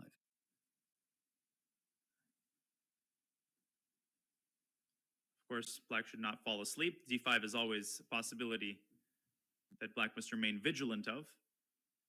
But one question, your favorite idea, you were always mentioning that, for example, b5, b4, is that a possibility here? Or is it out of the book? I know that it destroys the pawn structure, but I want to get this AB knight before. Yes, AB knight before. Should I and queen c4, you have bishop a6. Yes, I have bishop a6. Far from off the table, I think it's a possibility. I mean, d5 has to be bc, dc, rook b2. Black wins the game. Yeah. So I think I have to take. You play knight takes b4. Yes. And I want to jump to d3 with the knight, yeah? Hello. Yeah. Can white go bishop f4 again? I'm starting to think about. Oh, wow. Bishop f4 again, yeah? Let me try it. Rook b6 though, even. Yeah, okay, I have to ignore, yeah, this rook f4, queen e5. And then I jump with knight to d3, so I ignore, yeah, any of your... Even here? Okay, rook c6, rook c6. Bishop e5. Knight d3. My party's over and yours is beginning. Yeah. Can I go b3? Nah. I made all these fancy moves and I have nothing to show for them. Not even a goodie box. Yeah, just I wanted to highlight, yeah, that this b5, b4 is also a very tempting option. I might feel like over the board in high stake game, maybe just knowing that I will create chances and I activate my rook could be a temptation. And it, in a certain way, reminds me of before Gukesh playing b4 against Hikaru Nakamura with the black pieces in the last round of the candidates, temporarily sacrificing a pawn. Of course, the reason there was different, but kind of similar. Then he followed up with knight c6, and it was also having to do with activating the knight. But emotionally, to voluntarily destroy your pawn structure, it's a hard thing to make yourself do. And yet I actually really like b4. Given the time situation, we advocated for giving the position more clarity. This is one thing you want to do as the defending side, if possible. Exactly. Yeah, this is a very important, because when you play the move a6, it feels like it's the lazy move. Yeah, okay, I'm protecting my pawn, I'm planning to play bishop b7, but actually white also has so many natural moves to improve his position. And this is a tactical option, yeah, that thanks to this bishop a6 trick, black seems to be ready and able to push this and create counterplay. And I think it was GM Jonathan Rosen, Scottish grandmaster and philosopher. In one of his great books, he talks about the concept of procrastination. I'm very familiar with this concept. So is my accountant and my family and all of my teachers. But when you're defending, procrastination means putting off the committal decisions because you feel this false sense of comfort. My position is solid. I don't need to play a committal move like b4. I know that if I keep the status quo, I'm going to probably survive into the time control. But of course, the danger of that is the longer the game drags on, the more your opponent grinds you down, the higher the probability that eventually you're going to get squeezed to death. So if you see an option like b4, you don't know how many more times you'll have these concrete moves. You have to sit there and calculate it out, because you might be able to solve your problems before things get really bad. You don't want to get tortured for 40 moves. Yes, and I also feel that it's very much in Ding's style, yeah, to try to fight for initiative, not just sit there in a slightly passive position. Of course, if he believes that his position is very good, yeah, he has nothing to worry about. If he just sticks with a6, bishop b7, then there is no reason to go b5, b4. But if he's somehow unsure that, yes, if I'm playing slowly, I give my opponent time also to regroup his pieces, and it might be potentially dangerous, then the argument to go for this direct b5, b4 idea is all the more valid. Does white have to capture on b4? Is there a case to be made for knight e4, which was an old reaction that we did have to previous iterations of b4? Yeah, in fact, I believe that after b4, the move that worries black is probably knight e4. Yeah, that you keep the tension and not allow any direct counterplay. c3 there's bc, and things might get even harder to evaluate. Yes, exactly. Of course, if after b4 you can simply ignore and you can play the move knight e4, that's somewhat of a game changer. Then I have weakened my queen side. The penultimate game of the World Championship. The players both down to half an hour, 20 moves left to make. No increment, folks, until move 40 is made. There is a 30-second increment that only kicks in the second time control. It's an eternity away. They've lived one lifetime to get to this position, and another has to be lived in half the time until they hit that time control. My goodness. Tough decision, yet again, for Ding Liren. Yeah, very tough. And now that you mentioned this move, knight e4, I was also thinking like, yeah, knight e4 is possible, but I should be able to have something. But now that I'm thinking about this concrete position after b4, knight e4, I'm slightly worried for black, yeah, because I don't see a way to maintain that c4 pawn in a nice way. Well, John, we need all the help we can get. Ding needs all the help he can get. He'd sacrifice a kingdom and a horse just for 2 extra minutes of thinking time. It does feel a little bit like that, doesn't it? Ding choosing not to liquidate and try to continue to obfuscate matters. It makes sense given some of the potential he had for pushing earlier on in the World Championship, but I think I agree with you guys that maybe it's working a little bit less well here. And there's a risk that it sends him further into the tank. He's not out of it by any stretch, though. Half an hour each, effectively, unless he goes in for a long think now.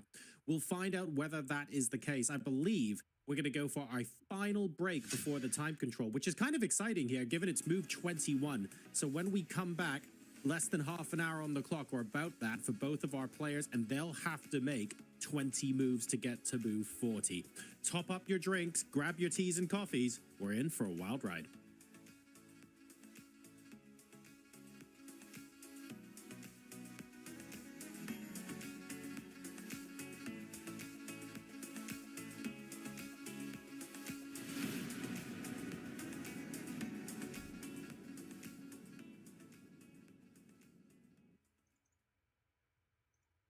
This is the Google Pixel 9 with Gemini. And this is Dan, suggesting some places to meet up and watch the game tonight. But you know what's better than a list of places? Knowing how close those places are. Which is why you're just gonna ask Gemini to put these places on a map. Whoa, how's that for teamwork?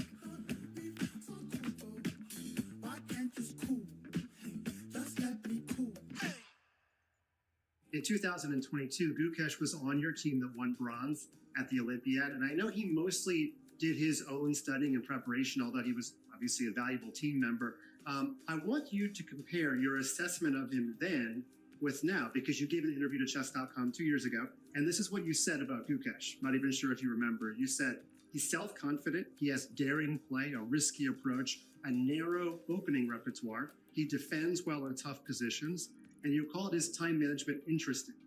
Now, how many of those are still the case, and how many of those has he improved? I think my views stand as such in all the aspects. Okay. So I still feel his time management could be better, and his opening repertoire could be broader, but he's getting there. Now, compared to 2022 Chess Olympiad, and now he's playing more openings, so he's gradually broadening his repertoire. That's very good sign, and he's not rushing it. So he is confident that he doesn't have to expand too fast and not have a deep understanding of the openings he plays. So he's taking it gradually, which is a mature thing to do.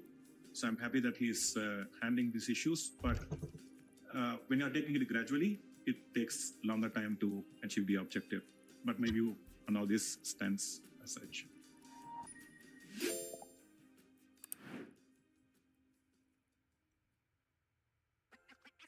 This December, the world's top chess minds clash in the heart of New York City at the FIDE World Rapid and Blitz Championship.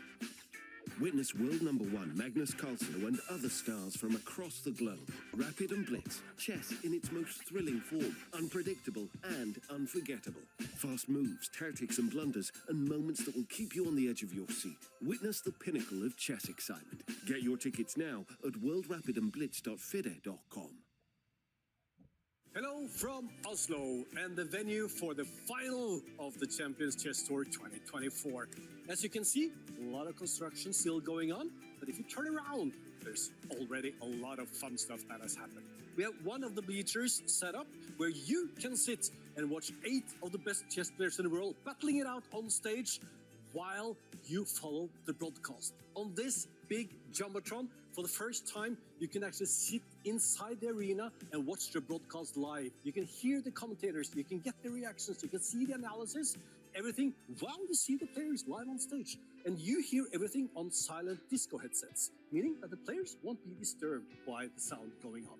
And here, the players won't be disturbed by movement inside the arena where the audience is sitting either, because we're going to put up many more of these plexiglass screens where it's going to be a mirror effect, meaning the players won't see anything that's happening here inside that part of the arena. But here, 8 of the best players from December 17th to December 21st going to battle it out to decide who is going to be the winner of the Champions Chess Tour 2024. You can also be here. You can enjoy all this excitement in what we think is probably the most exciting chess venue ever built. So get here and join the fun with us December 17th through December 21st.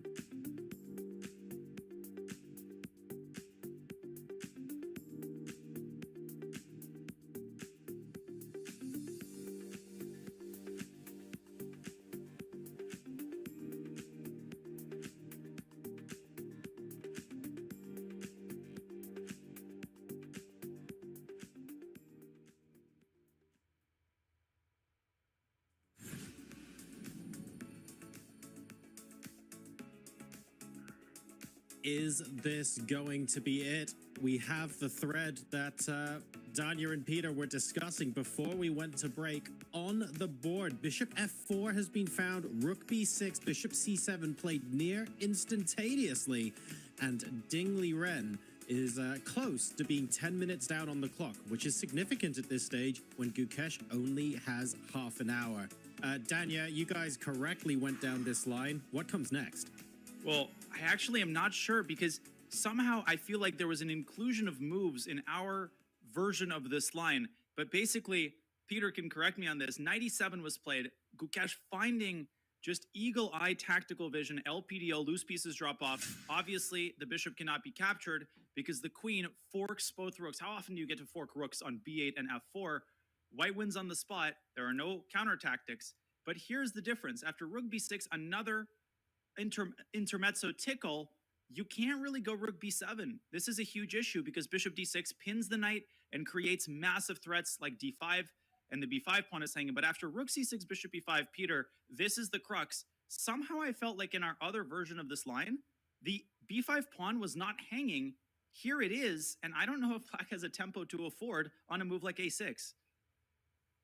Yeah, probably he can, but white has already achieved what he wanted, yeah, to transfer his bishop to e5. Thanks to this brilliant bishop f4 find, white was able to save at least 2 tempis. Gukesh had foreseen, he had been relying on this wonderful idea, and the fact that the England has slowed down after bishop c7, it somehow signals me that he has missed the move bishop f4. It wasn't a voluntary decision that, okay, you know, you can get your bishop to f4 and I don't mind. He does mind. That's pretty obvious. And this position, I put a6 on the board, is not losing. It's just that the bishop exerts a vice-like grip on the position. Compared to what we had earlier, the trend of the game would favor white, and Ding falls below 20 minutes now. Would white play knight e4 here and target some of these dark squares? And can we explain, why does black not solve all of his problems with knight d5? Is it f4 and rook f3? And rook b7, bishop d6 on the board. Whoa, whoa, whoa, whoa. He's allowed this. Wow, he allowed rook b7, bishop d6? Rook e8. And rook e8, I'm not liking this for black. No, this feels very shaky.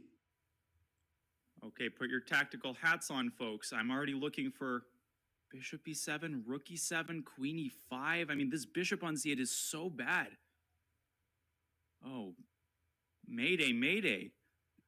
Yeah, also just strategically speaking, yeah, that once this bishop is traded for that knight, white has the good knight versus a bad bishop kind of scenario. So even if there is nothing concrete, even then, strategically speaking, it can be very unpleasant. So takes. How do you squeeze the most out of that ensuing position? Is it queen e5, or would you argue that that is an impulsive move and you would capitalize on your long-term advantages and simply improve? Well, I would say like rook fe1 is a very tempting move once I eliminated that knight. I do feel like it's natural, but even you don't have to take this knight. Yeah, you can maybe even start with a move like rook fe1. Do we worry about knight f5? This is now a big question, strategically speaking, that knight f5, I have the option of going bishop c5 and bishop e5, both looking very tempting. I don't know how long you can maintain that knight on f5, because if I don't have to worry about knight f5, then going rook fe1 first also makes a lot of sense. There's people in the chat proposing knight takes b5, and I was taking that idea seriously, but after rook b5, queen c4, I assumed bishop d7 defends. I didn't see a follow-up move. I don't think you can solve your problems tactically. Also, rook takes b2. There's too few pieces there. Yeah, unless too I'm missing many something. things. Great imagination, creativity, but no. White needs to play positionally here. Yeah, and okay, that rook on f1 has not yet participated in the game, so it's very natural to think about how do I get this rook into the play. Do I capture on e7? Do I have to? Or am I having the option of not worrying about knight f5? Because look at this bishop on c8 is still completely stuck, and I'm not sure at all, yeah, that rook fe1, knight f5 can really be an issue. But if it is, then okay, takes rook e1 and then go for the center strategy. It's a natural way. You don't love queen e5, you just feel like it's too artificial, not enough pieces in the game? Well, queen e5 is an interesting move, but it's an extra move, yeah? Like, I wanted to just explain that in general, I believe that white can be happy with the position without any specific ideas, just enjoying the game, yeah? For example, you can maybe get that rook to e5. Yeah, that rook from e5 would threaten the b5 pawn. You might be doubling with rook d1 and then go d4, d5 in the right moment. It's all together, black's position makes it very scary, and Gukesh takes it. And he does take the knight. I mean, completely natural. It's so hard to resist the temptation to just assert a long-term advantage, right? We talk about dynamic advantages and static advantages, the latter being advantages that persist throughout the game. Knight versus bishop, largely a static advantage, and queen e5, Peter, is on the board. I get it. This is such a tempting move. He's hitting b5, centralizing the queen, and then the knight could join the party on the next move or the move after that. Trouble for Ding. I wouldn't look at the eval bar too closely. Just put yourself in black's shoes. Maybe queen f5, though. Yeah, queen f5 is a move. That's exactly the reason why I was not sure if I need to rush things. But okay, Gukesh has opted for it. He likes it. He's happy. Please listen to the commentator. That's a cardinal sin. Queen f5, rook e1. I don't love that endgame for white, though. I would not want to trade queens here if I was Gukesh, under most circumstances. Yeah, normally speaking, also that should be a pleasant little advantage, but one has the feeling that maybe white can hope for more. And also knowing that the clock situation and timetable is approaching, keeping as much tension in the position could make sense. On the other hand, Gukesh might also mean a risk-free endgame where I'm putting pressure on my opponent and I have serious chances to squeeze out something. It's also understandable. Well, b5 is currently hanging. That's the threat. And if I may demonstrate very quickly while Ding is about to make a move, this trick that Gukesh might be attracted by after rook takes c5, and I think this is quite important, b4, a takes b4, and black cannot recapture because of knight d5. And of course, it's easy to laugh this out of the room, but in time pressure, missing a fork like that is easy. And I would argue that generally having a knight is a great asset when you reach the time scramble phase, just because of the abundance of tactics that stem from having an active knight. A6 is a move here. I mean, it's the default move to defend b5, but it's not easy to make yourself play such a slow move when you're under so much pressure, Peter. Exactly. You feel like, okay, white has a very powerful rook fe1 coming up. Next, putting pressure on the e file and just looking at the camera, seeing Dingliran not enjoying himself, feeling the pressure. Yeah, this is a very unpleasant scenario. I do believe that he completely missed bishop f4, because otherwise you would never ever let that happen. Yeah, this looks just horrible for black, and especially practically speaking. Yeah, he has zero counterplay. White has a risk-free advantage. Every single move is coming naturally, and black is sitting there trying to survive, but that's the maximum.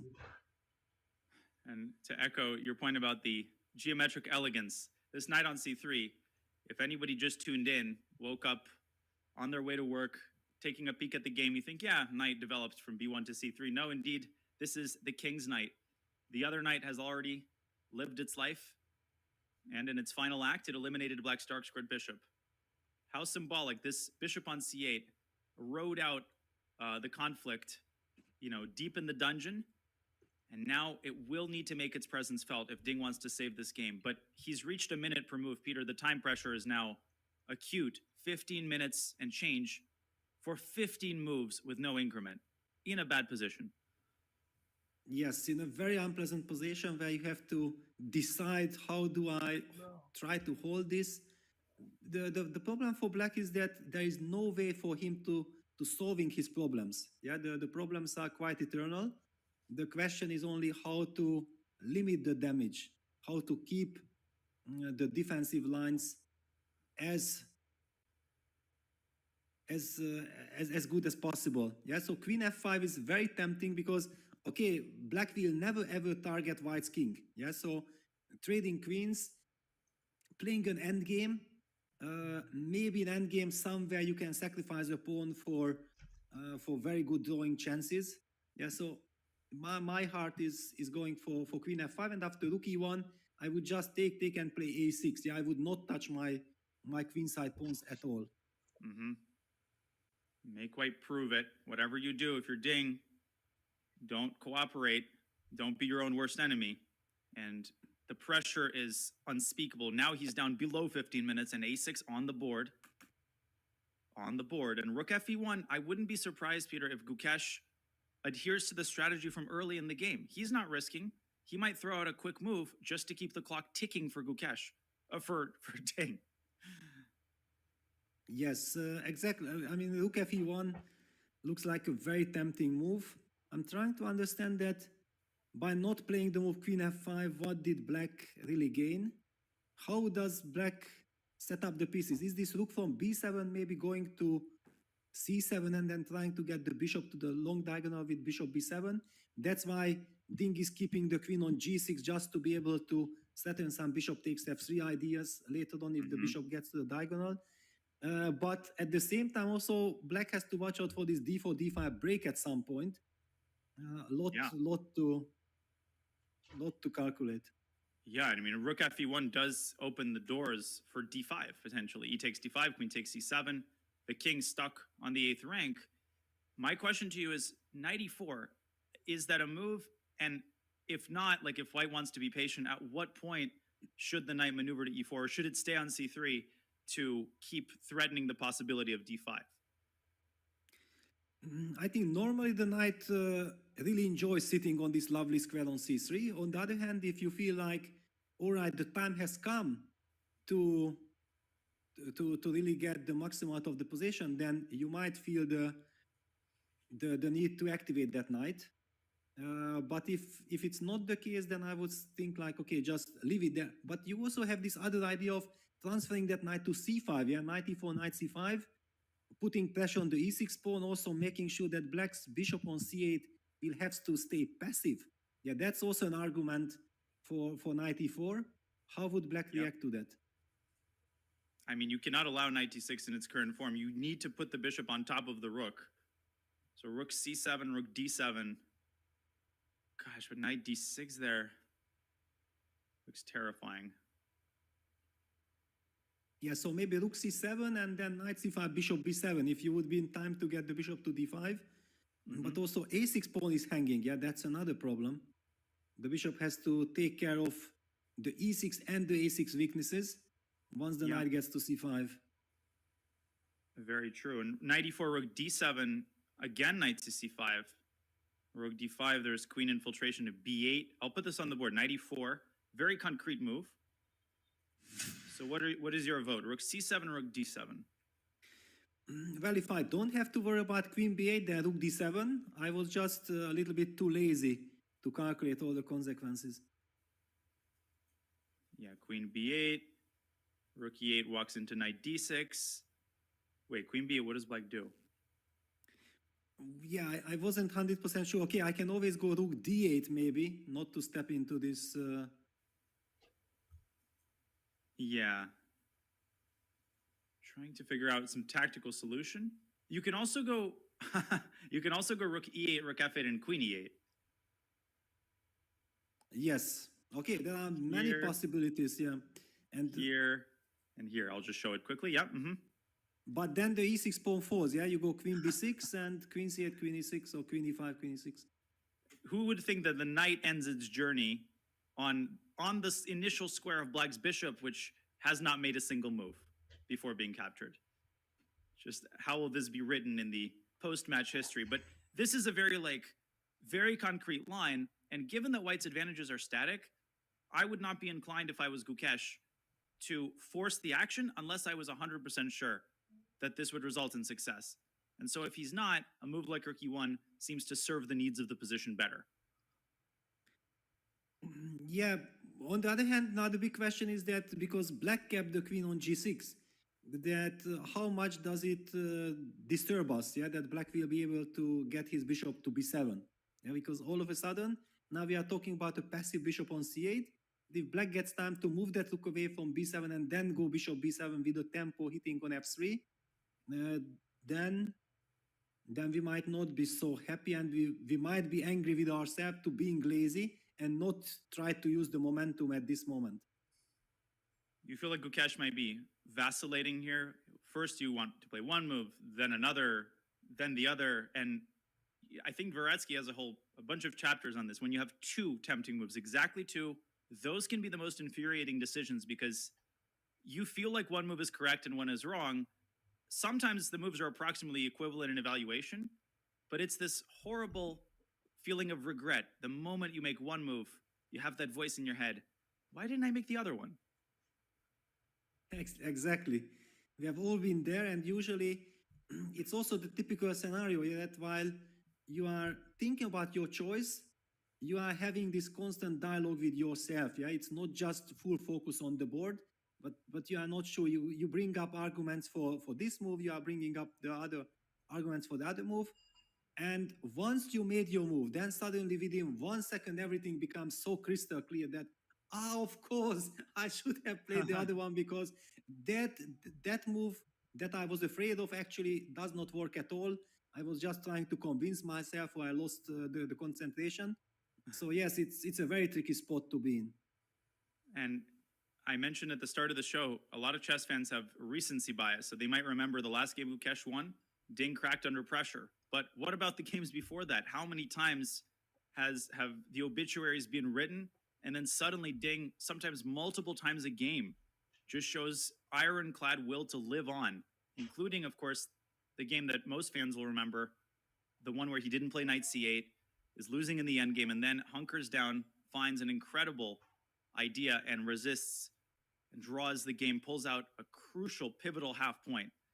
So this is not a man that goes down without a fight. The defensive setup he's chosen is visually unappealing, but so far it's doing its job.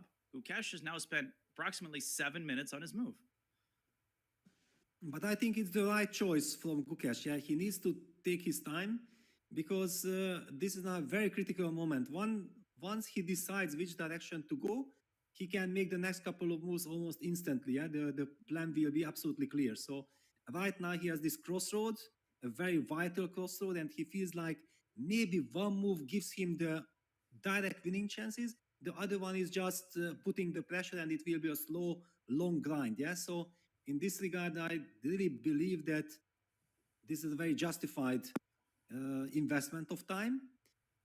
However, and he goes for a direct move, d4, d5. Well, that's surprising. 51-49, the vote. A transformation of the advantage, eradicating Black's weakness. Where does he want to put his queen? Because I kind of stopped the calculation after bishop e6, assuming, all right, the knight is kept at bay. Does he want to slide it up to c5? And does he think his control of the d file will give him attacking chances? Honestly, I'm completely shocked. Yeah, surprised, shocked. I haven't seen this move d4, d5 coming at all. I also kind of stopped exactly like you. Yeah, that e d5, queen d5, bishop e6. And if I get time to go h6, king h7, hide my king there, potentially I have bishop f5, bishop d3 ideas. I shouldn't be really afraid of this. Now, bishop e6 not forced. Queen f7 might be tempting as well, trying to cover more of the bases. But then queen d8, rook e8, rook e1? Wait a second. Yeah, some very concrete ideas, yeah?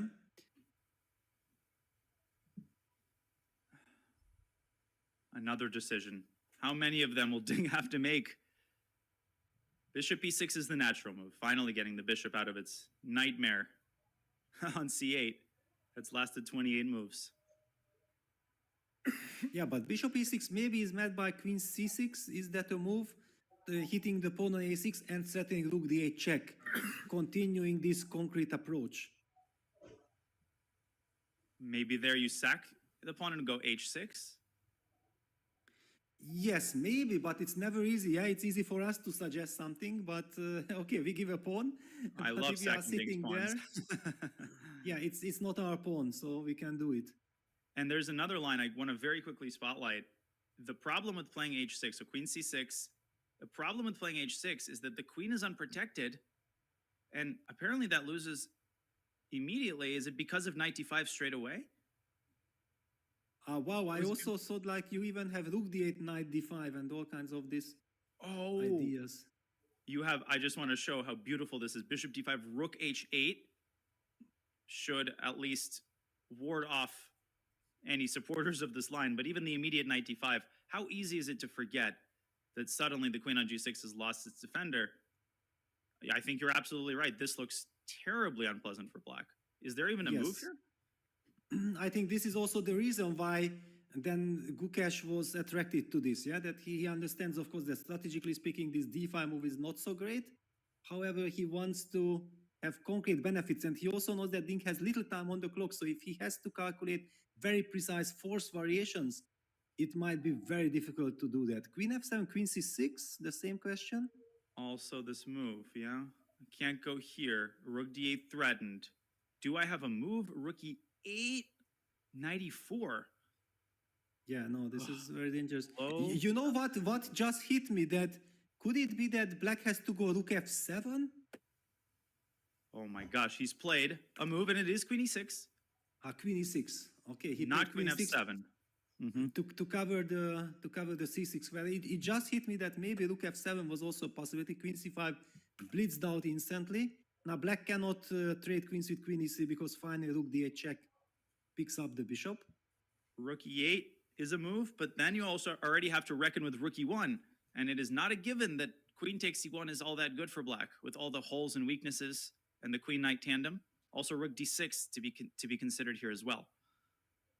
Yeah, and also this knight e4, but black has this queen b6 idea, yes? So after, if you play rook e8, you are setting up the queen b6 defensive resource. That bishop has already been blundered on c8. It's still there. Ding, ironclad composure throughout this whole match, but he's down to 10 minutes for over 10 moves. One has the feeling, Peter, that he needs to make 2 or 3 accurate moves. These are the 2 or 3 moves that might determine the failure or success of his defensive effort. Yeah, and it's not easy. Yeah, there is so much to calculate. First, I was harsh. I did not like Gukesh's choice by general principles. But the more we are looking at it, the more we are calculating, we understand that it's such a difficult position for black. Yeah, how do you coordinate?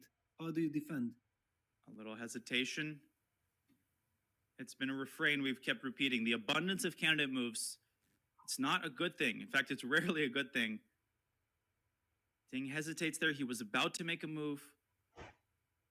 A single misstep, a single blunder, and the game ends immediately. There's so much going on here. So much to keep track of.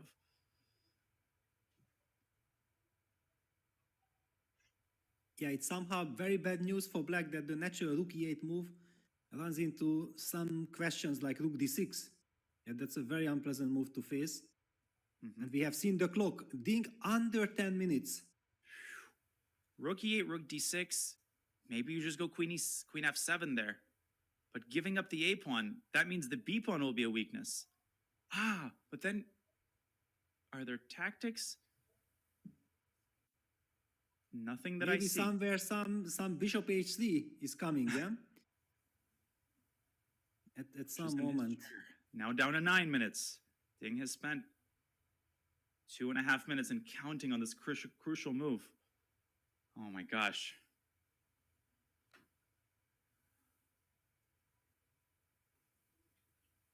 Yeah, with queen on g6, at least black would have this bishop h3. However, now his queen on e6 is tied to the defense of the bishop on c8.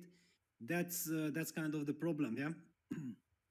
Because typically this bishop... Yes? No, maybe rook e8, rook d6, queen e7 can be tried. Queen e7, yeah, keeping the... Yeah, rook e8 on the board, it had to be played.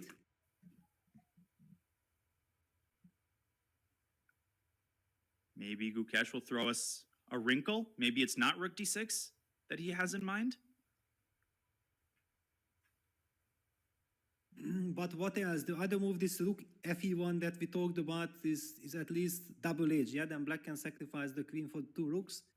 Unless black loses on the spot because of some knight e4, knight d6 fork ideas, then it should be kind of normal for black. How big of a threat is queen b6? I think that's a big threat, yeah, because with queen b6, then we know that we are reaching some endgame where black has very good chances to fully equalize. This move d5, move 27, right? It's a dynamic move.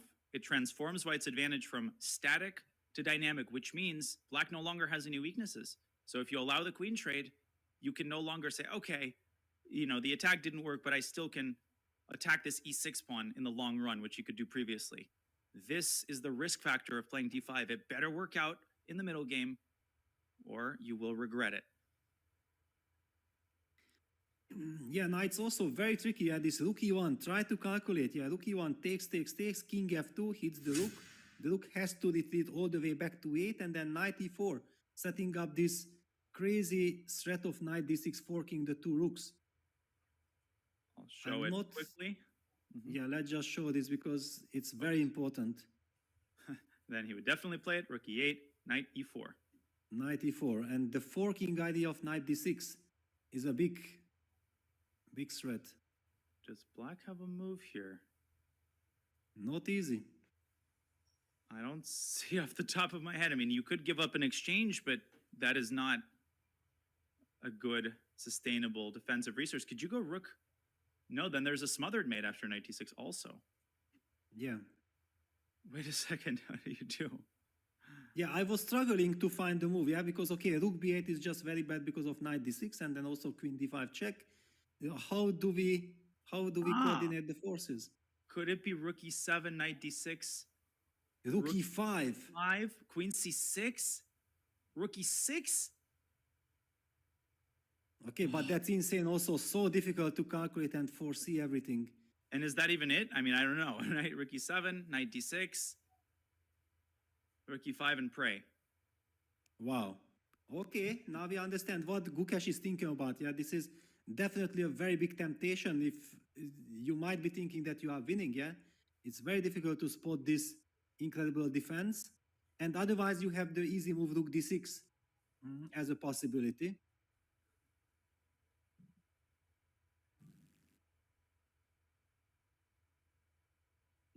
Ding is calculating on Gukesh's move. Every second is golden. And Ding, probably the wisest decision is to calculate rook e1 right now because he won't have the time to properly consider it when it's played. Yes, it was also obviously the biggest concern for him before going rook e8. Yeah, that he did spend quite some important minutes there making sure that after rook e1 he has a defense. Otherwise, his position just falls apart. And rook d6 is yet another demon, yet another dragon to slay. If you're Ding, where do you go with your queen? Do you drop back to e7, walking into knight d5, and then tuck your queen away to f8? Not the most reassuring sequence I've seen. Oh my goodness. Yeah, but probably it's the only way to hang on to the pawn. Yeah. But knight c7 in that final position. Oof. Yeah, no, it's also this bringing all the pieces back to the back rank, to the 8th rank, feels very nerve-wracking. I would vouch for rook d6 here. I've been looking at it for a while now, and I cannot find a satisfactory response to this prosaic attacking move, rook d6. I think we have to highlight that after, for example, queen f7, rook takes a6, the move rook c7 is backed by rook c6, yeah, because this is a very important move. Otherwise, rook c7 would be good, but rook c6 is possible. And white should win this. Yeah. So queen e7 is left, but knight d5. And I'll just highlight queen f8, knight c7 wins the game because of the threat of queen d5 and rook d8. Either winning the rook if it moves to d8 or simply skewering, or pinning rather, the queen. Queen e5 here is a move as well. But try calculating that position. Yeah. Yeah, good luck. Exactly. Yeah. Okay, queen e5 probably makes sense. Yeah, you try to stay active and hope that eventually you develop that bishop. If you can develop that bishop, bishop f5, bishop d3, and then you are very happy. So there is some potential in the position, but you will never let that happen. Queen c6, maybe I will try. And obviously we should wait for Gukesh's move, but I mean, by this point, he'll have like... Okay, but now rook f7, I'm coordinating my forces. Oof. Yeah. Oof, oof, oof. And I'm left in the dust there on the king side. Let's go back to the live board. Gukesh also down to 14 minutes. Let's not pretend that he's got wagon loads of time. He basically is investing all of his extra time in this one decision. Rook d6 versus rook e1, and maybe something like knight e4 should also be considered. But again, queen b6. Then queen b6, yeah. And he goes rook d1. Yeah, so he goes for this force variation. Seatbelts fastened. Rook D1. Is there any significance to him putting that rook on D1? Yes, just to be fancy, I guess, yeah. Is he maybe tempting or forcing Ding to look at Queen F7? He's played Queen F7. Wow. What? And look at Gukesh, exactly. He also stared into... What? This is possible? No way. Queen C6 is a move here? Wait, but this is why he played Rook D1, because after Rook Fe1, there wasn't even a temptation to play anything but Queen takes E1. So he baited him. Knight E4 is a move. This tactically looks very suspect for Black. Very but suspect. I also feel like the nerves let Dingley land down, because after the move Rook E1, you cannot make such an important decision in like 10 seconds with Queen F7, which meant, of course, that he was very worried of Rook E1. Yeah, he did not see a defense in this Queen versus two rooks position after Knight E4. Yeah, and we know there's a defense. We see the eval bar. What is the move, though? Because Knight E4, Rook C7, and he's played Knight E4, and it's apparently not the move? Should I check? Okay, you can check, yeah. The move was Rook E8, Queen E8, and then Knight E4. Then Knight E4, yes. Aiming for D6, so hard to understand, because then you have Queen D5 check. Yeah, this is just unstoppable. But why Knight E4 immediately is bad? Because of Rook F8 only move. Oh my god. But does he find it, yeah? The idea is Knight D6, stop calculating? No, Rook C7. Rook C7. Black lives to tell the tale, Queen E5. To my eyes, still looks devastating. Okay, Queen F6. Queen D5. Ah, and then Knight E8 Queen or... B6. Yes, Queen B6, I have. All because of this check. And I'm suddenly better, yeah? I develop my pieces. I told him he should have his king on H1, and it's because I saw this. No, just kidding. Yeah, wow. Unreal. He rushed it a little bit. Knight E4 is so natural. Can we blame him even for a single second? Now, maybe you will, Peter. Should he have considered Rook takes E8 more seriously? Yes, he should have. Yeah, he still had like 14 minutes on the clock. Obviously, after Queen F7, he has the pressure. And he had the choice, yeah, Knight E4 immediately or takes Knight E4. Intuitively, I actually thought about Rook takes E8, Queen takes E8, Knight E4, like what does Black do? Without comparing the two moves. It was just my very first direction. But maybe he felt like Knight E4 just wins the game, yeah? So he did not want to be better with takes Knight E4, and I'm now triple 4. Yeah, Knight D6 is like a triple 4. Knight F6. If Rook C7, I just realized Knight F6 check is also a key cog in the machine. GF, the queen is overloaded after Rook takes E8. And once you see these tempting lines, your hand sometimes makes the move. Can Ding find Rook F8 by process of elimination? Just tossing away all of the other moves because they lose by force. Yeah, that is his only chance. I think you're absolutely right. That you finally find such moves in timetable by elimination. Yeah, you just dismiss all the other moves. Rook C7 runs into Knight F6 tactic. I have to sidestep, and luckily after Rook F8, I'm not losing by force. Then you have to go for it. Moment of truth. 5 minutes, approaching 5 minutes by Ding. 10 more moves to make. Has to find Rook F8, otherwise he loses virtually on the spot. But he doesn't see it. Look at his body language here. He's shaking his head. He's very unhappy. Is he believing Gukesh?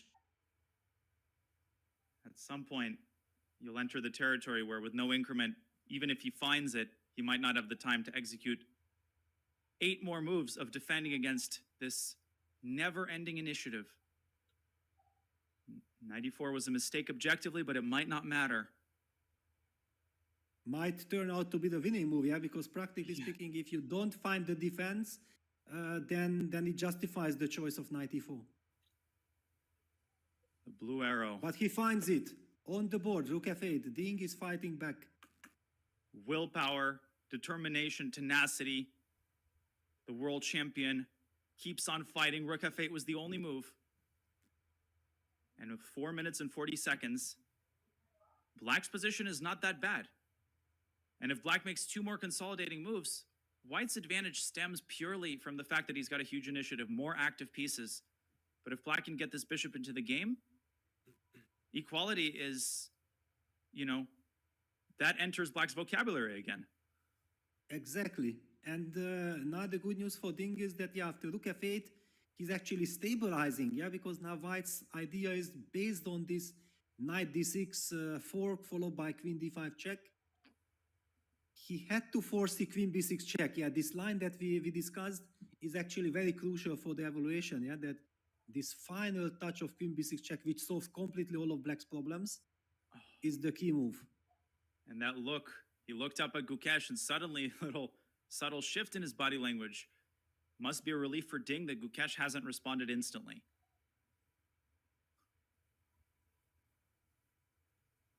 Yeah, and White also doesn't have so much reserves. He has to go with the flow. He needs to, if he wants to justify his choice by going knight e4, has to follow it up with knight d6, but rook c7, and Black is okay. Queen e5, queen f6, queen d5 check, king h8. Yeah, that was the kind of critical position that, if it holds for Black, that's fantastic news for Ding. And in that case, maybe White scraps the idea of knight d6. Maybe White makes one of those moves that give Black a decision, such as rook d1 or king h1, although too slow probably.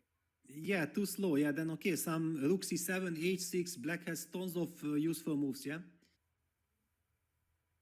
White's running out of gas. You just have one minor piece. Somehow, some way, Ding is in this game.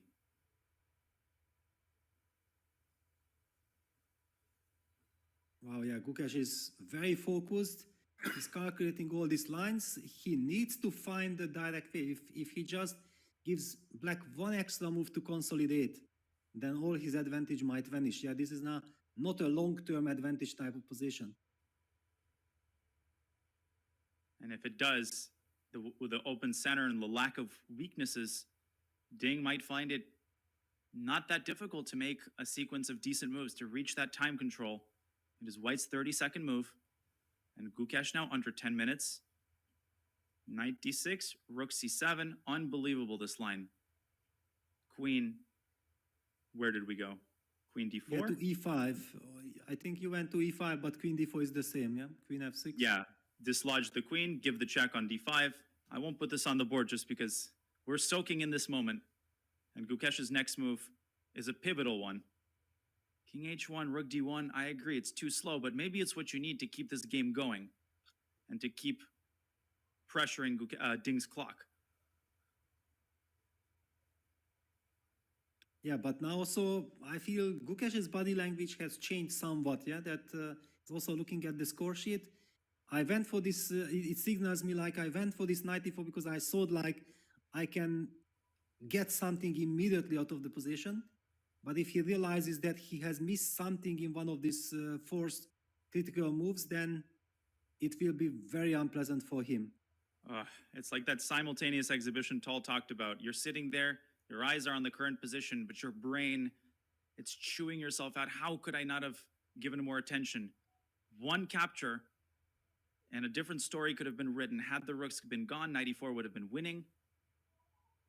Now the position's close to equal. How does he even cement a tiny bit of his advantage? Yes, that's the big question.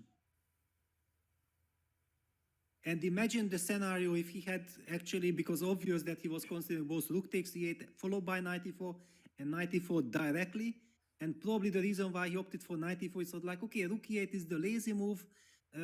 It's probably advantage, but let me try to get the maximum out of the position. So he goes for knight e4 and then he's hit with this only defensive move with rook f8, and Black is fighting back. He needs to stay rational because he's now down under 8 minutes. It's possible to overpress. Knight d6, rook c7 on the board. Yeah, and it was very good for Ding that he only had this one move so he could blitz it out. He's getting closer to the time control. Which move are we at right now? White's 33rd, queen e5 played. Yes, queen e5.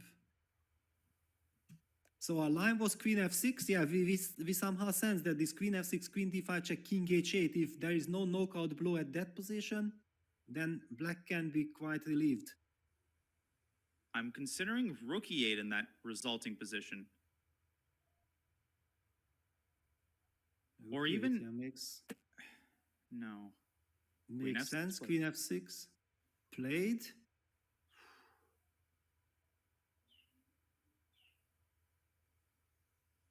We will be seeing queen d5 check because that's the tempo move. Yeah, you cannot afford to lose a tempo here. I have another idea. Really, yeah? Okay. Maybe... I'm just trying to calculate it out. I was thinking rook e5, so queen d5 check, king h8. And now rook e5 trying to shut down black's queen, but it looks too flimsy somehow. Maybe rook f2. Because the point is rook d8, white can meet with rook e8 check.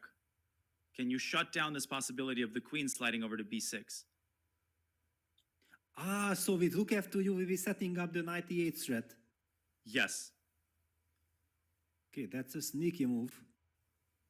Maybe rook e7. And he does play rook e5. Okay. He plays rook e5, okay.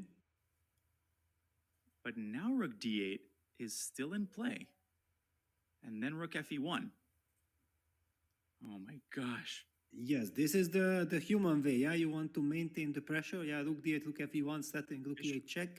Can you play bishop b7 in this position? Knight b7, rook b7? Wow, can you get a... Yeah, well, maybe. So after bishop b7, I cannot take. I have to play then queen d4, yeah? He's gone rook e7. He goes rook e7. Okay, but now rook fe1. Now we are getting closer, yeah, on the board. Rook takes e5, rook takes e5. Okay, but it's also tempting to trade pieces, yeah? But who knows? Takes. Maybe just h6. Like, white doesn't really have a threat, and so Ding, he needs to solve the problem of his back rank, and maybe now's the time to do it. Yeah, h6, if you can, then go for it. Queen takes e5 should have been more seriously considered by Gukesh, probably. That endgame might have been very unpleasant. Yeah, could be. Yeah, but he was somehow having too much adrenaline. Yeah, he wants to go after black's king. But yeah, now h6, where is the threat? Where is the attack? Of course, the knight on d6 is a monster piece. Still pressure, but white's king on g1 is also now feeling a little bit shaky. Oh yeah, queen c5 was my idea. King h7, knight e8. But queen f4 in that final position, suddenly things get kind of getting out of control for white. Yes. Ding has 3 moves to make, and in 3 minutes, this is doable for him. Absolutely doable, especially because the biggest danger has vanished from his position. Finally, I think he's thinking like, okay, it's almost like a normal position. Is there rook d8? And knight c8, I thought rook d1, but that will remain behind the scenes. Yeah, bishop d7, knight e4, hitting the queen. So black has queen f4. Yes, queen f4 on the board. A very important square. Queen c1 check is a big threat. Unreal. He's going to have room to spare. He's going to have 2.5 entire minutes to make his 40th move. And white has no advantage anymore. Black is not worse. Exactly. So maybe queen d4 is like a natural kind of move to stabilize the situation, but black already has nothing to worry about. Bishop c6 is an option. Rook e7 can be met by rook f7, if I'm not blundering anything.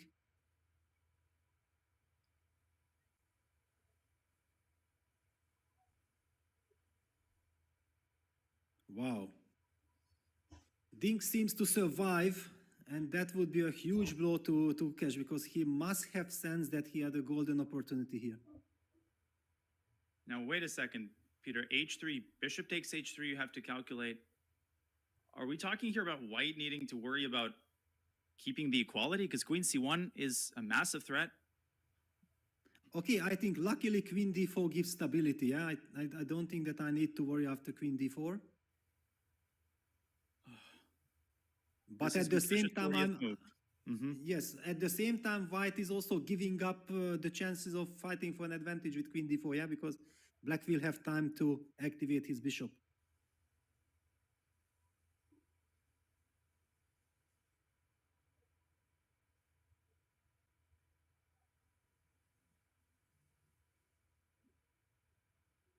Who wants it more? It's that shaking of the chair. Gukesh knows, he can sense it, but he's got work to do in this game. The game is not over, and he needs to make sure that he keeps things under control, because the worst thing, the unspeakable, would be to let the missed opportunities get to you and cause you to lose objectivity. Yes, because the time travel is about to finish. I don't really see any other nice stabilizing move apart of queen d4. That's the move that seems to be professional. On the other hand, as you said, yeah, it's very difficult to acknowledge that I have nothing in the possession. Just a couple of minutes ago, Gukesh was dreaming about winning. Rook e7 played. He's giving up the b2 pawn with check. But he must feel like he has tremendous pressure, or what is going on? Well, he runs to g3, and I guess the rook on f8 will be undefended, and so will the bishop. Yeah, but and bishop f5, rook e5. What a devilish trap in time trouble. Yeah, so now all eyes on Ding with little time on the clock. How he will calculate but rook all these c8, lines. rook c8 at the end of the line. Wow, yes, rook c8. What's happening? Rook c8, and how do you assess that final position? Yes, and Ding is under 2 minutes. He needs to calculate. He also feels like, okay, my opponent is giving me the chance to grab a pawn with a check, and the queen is beautifully then protecting also back on g7. Yeah, so there are a lot of arguments to capture that pawn if you are not losing. When Ding publishes his autobiography, his memoirs, 20 years from now, it'll be called Move 40. The famous Move 40. How many times, even this match, has he had to step it up on the 40th move? He's got a minute remaining. I think he's going to give the check on c1. It's such a safe-looking move. Yeah, but he can also maybe play bishop f5. Isn't bishop f5 a professional move if you just want to forget about it? Or then queen d4. Queen d4. Okay. And then rook g8. Yes. Okay, poor Ding. Down to 50 seconds, he has to make a decision, but he is wise to spend a lot of time. Bishop f5 played. And probably sufficient for the draw. Yeah, bishop f5 and queen d4, rook g8. And perfect harmony. Finally, are about to eliminate that monster knight on e4. White's king on g1 is vulnerable. Black has survived. Arbiters are checking the score sheet. Yeah, it's move 40 has been played by both players. Simply unbelievable. Let's recap what just happened in the last 10 moves and zero in a little bit more closely on what appears to be the missed win by Gukesh, the only clean win. The craziness started, of course, after queen f7. Ding falling for the bait, so to speak, rejecting queen takes e1, which would have preserved probably an objective draw. And Peter, you mentioned that your intuition did point to the preliminary trade followed by the centralization. Can we understand why this is so devastating for Black? Well, there is suddenly a lack of coordination, yeah, that the back rank issue is also a huge problem for Black. This rook on b7 is very shaky. The bishop on c8 is hanging, yeah, this is a very big difference. Yeah, knight d6, followed by queen d5 check, and Black's position falls apart. You have to go here, and I assume in a double check, but yeah, rook e1, rook e7. Oh, and look at this lovely move. Rook e4, collinear move, setting up rook f4. Wow. But this is actually not easy to see, this rook e4. And just this goes on. Look at this, Peter. Takes, rook e5 is the top move. Okay, this is deep. because one would have assumed like the game is over, and then with king f8, rook e7, you were defending, and then rook e4. It's like the Lucina position. You build the bridge, and here this opens up a million threats. This would have won the game. Simply unstoppable. Gukesh thought, why trade when this actually threatens to exploit another rook, and it's all because of rook f8, the only move found by Ding. And the detail, the fulcrum on which this stands, is that in this position, and I wonder if Gukesh missed rook f8 or he missed queen b6 check, probably the former. There is a check on b6 that earns black a tempo, and suddenly after rook g7, black is better. So Gukesh playing rook e5, keeping the tension. And according to the computer, Peter, yes, queen takes e5 preserves some advantage, but who can blame Gukesh for not wanting to exchange queens? That would be not a very glamorous end to his attack. Maybe this was the best chance, though. Yes, and this reminds very much of this Karpov-Kramnik game from the Meran that I mentioned. Yeah, the king is coming, the knight is a monster, black's pawn structure is vulnerable, and normally in such situations you can liquidate somehow, but this pawn structure is such that you can't really trade pawns on the queen side. Yeah, but he took on e5 with the rook, the inertia carrying him forward, and Ding sidestepping the bullets and emerging in one piece. John, I'm out of breath, I'm out of words. Maybe you can fill the air with your thoughts. Time control has been made, and the world champion, this man, he doesn't have 9 lives, he might have 19 lives. I think you're absolutely right there. Ding is certainly escaping from this in fewer pieces than I am, Dan. Yeah, I feel like my heart rate is probably higher than the players in the room right now. This was ice cold from both of them. Gukesh trying to press the advantage, maybe not finding exactly what he wanted, but you can't fault the man for trying. And Ding under pressure. Absolutely phenomenal work from both of these players. Look, the time control has been reached. We had chair versus chair action for a bit there, and there's a good reason why, okay? Frankly, the tension was absolutely insane. Both players now need to collect their thoughts and strap themselves in for taking a look at what the position looks like objectively, letting the emotion run out of their bodies and focusing on what they can squeeze out of the remaining game with an extra half an hour on the clock for each of them. We're going to a quick break as bishop f5 is on the board, and when we come back, we find out if either side are going to continue to press with queen c8 still being a threat on the board. See you in a sec.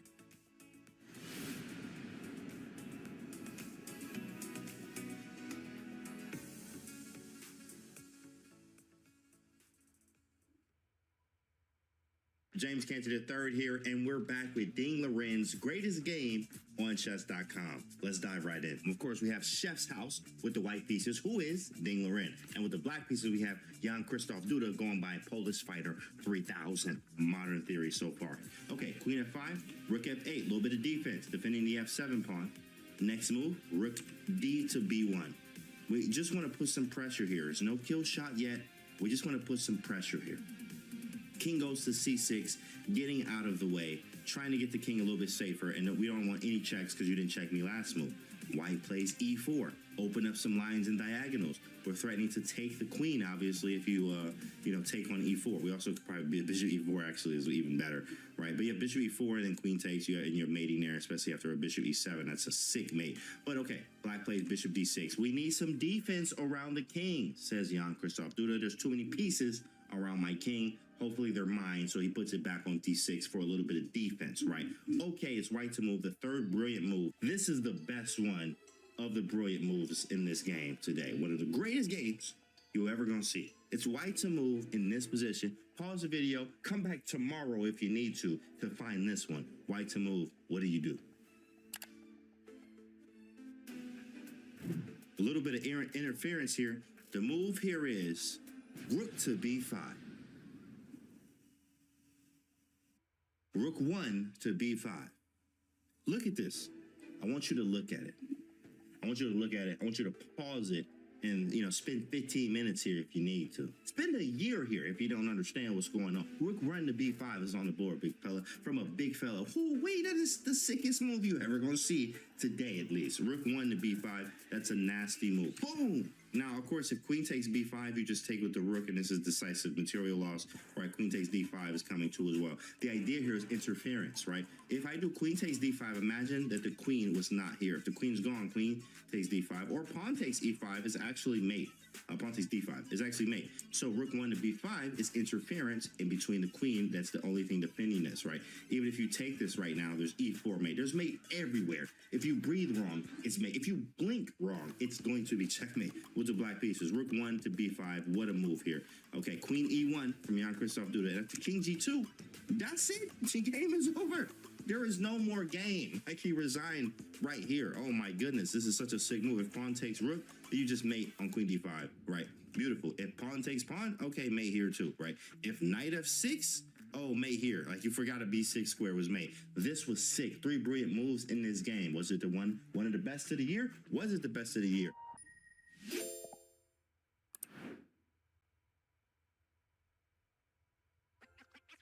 This December, the world's top chess minds clash in the heart of New York City at the FIDE World Rapid and Blitz Championship. Witness world #1 Magnus Carlsen and other stars from across the globe. Rapid and Blitz, chess in its most thrilling form, unpredictable and unforgettable. Fast moves, tactics and blunders, and moments that will keep you on the edge of your seat. Witness the pinnacle of chess excitement. Get your tickets now at worldrapidandblitz.fide.com.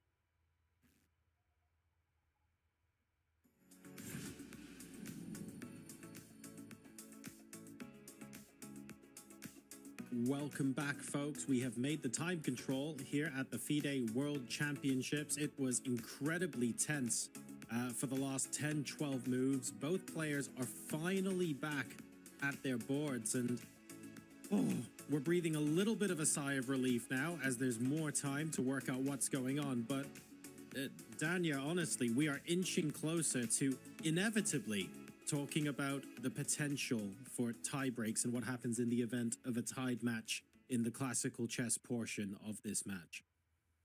Well, all I can say is it has been just the honor and really the pleasure of a lifetime to be able to sit here and observe probably the most interesting World Championship match in my sentient existence since I remember watching these matches carefully.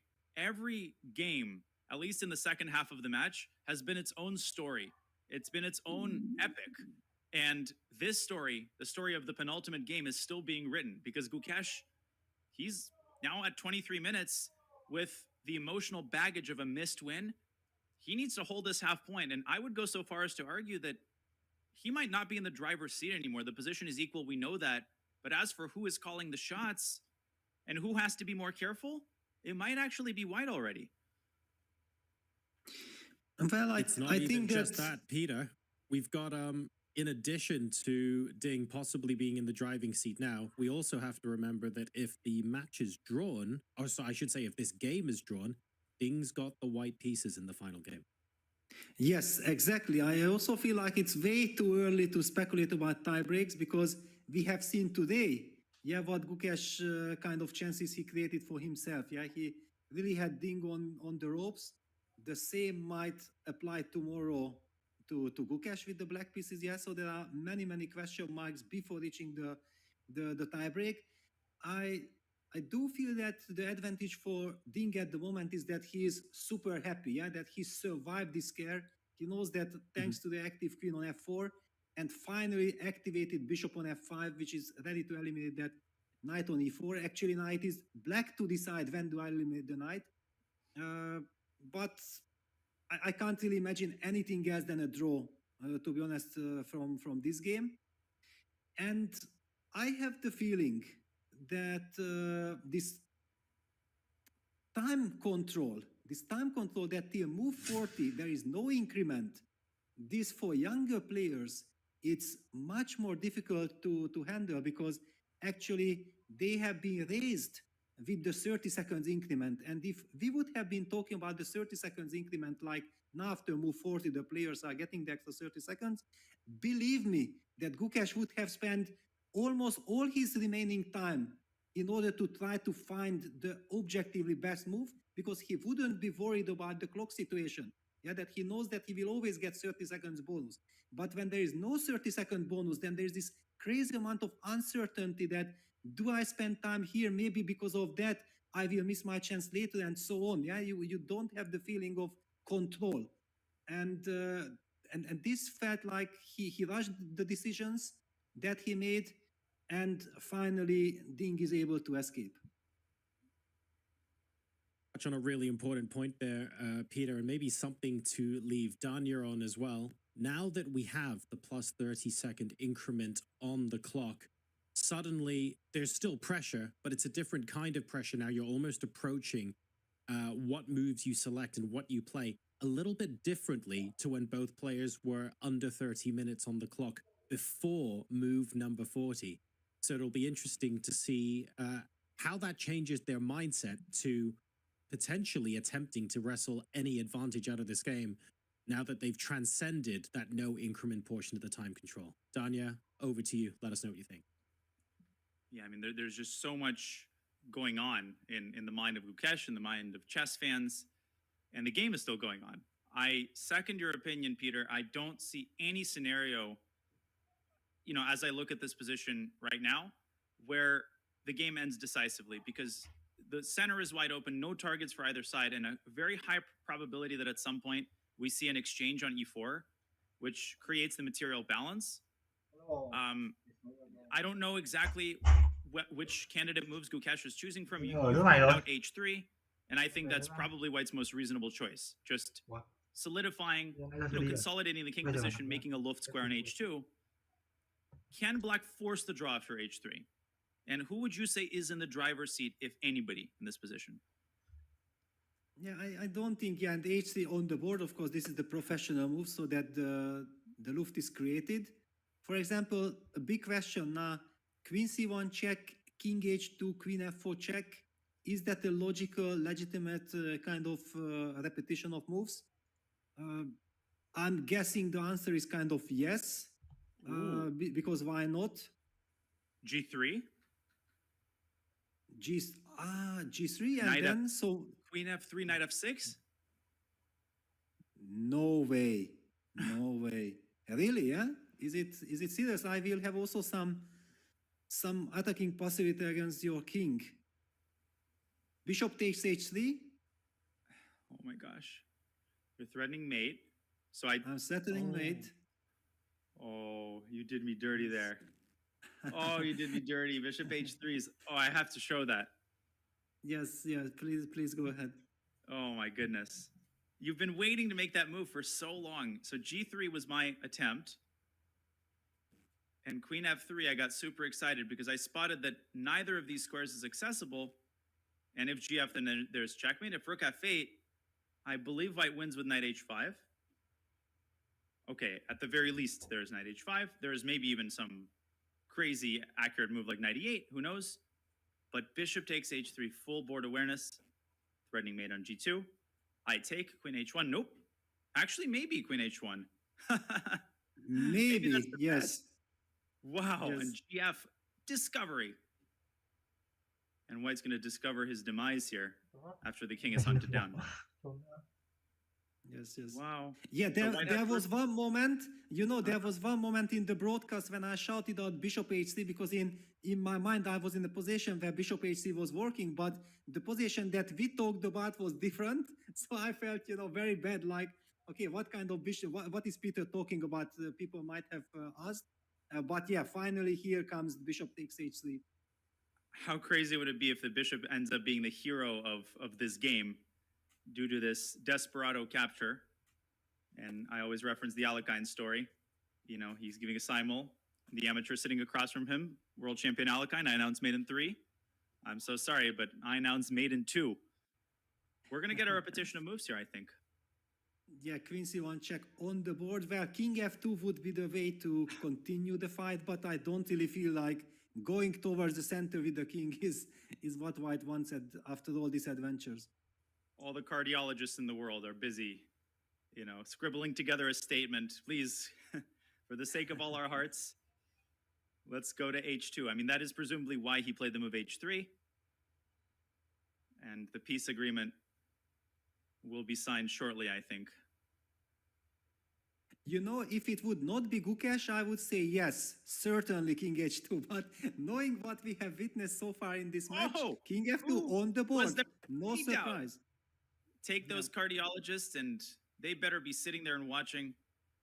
But that statement where the sun don't shine, this game goes on. Oh. Wow. The balls on this young man, honestly, you just got to take off your hat. Now, it's not such an extreme move, Peter. I think it's important here as objective commentators. I don't want to overstate the case. I think it's still equal. And I think still the game should somehow end in a pretty quick draw, but I'm not sure how. Yeah, one of the lines is that after Bishop takes e4, now White has to capture with the rook. Yeah, clearly with this open king, we cannot capture with the f-pawn. Then the rook f8 check comes and White's king gets checkmated. The queen cannot be captured because the pawn on b2 is hanging. So yeah, then the rook captures back, and all of a sudden it looks like black is totally safe, but there are some ideas there. Yeah, Bishop takes e4 is captured. Potential rook e6 move. And very quickly by Ding, he's not tapping into any of that extra time thus far. And he doesn't need it. I mean, the position's very simple. Yeah, he just thought like, okay, let me eliminate. Also, there are some ideas like Queen G5 setting up Rook D8. Yeah, for example, Queen G5. Okay, you're going to play H4. Yeah, you're going to hit the queen. And then I lose this great square.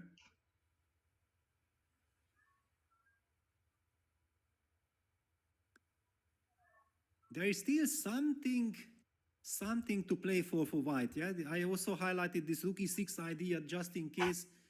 Okay, at the moment, queen from C1 is still guarding the pawn on H6, but potentially thanks to this queen on D4, King H8, X-ray, Rook takes H6, checkmating ideas are in the air.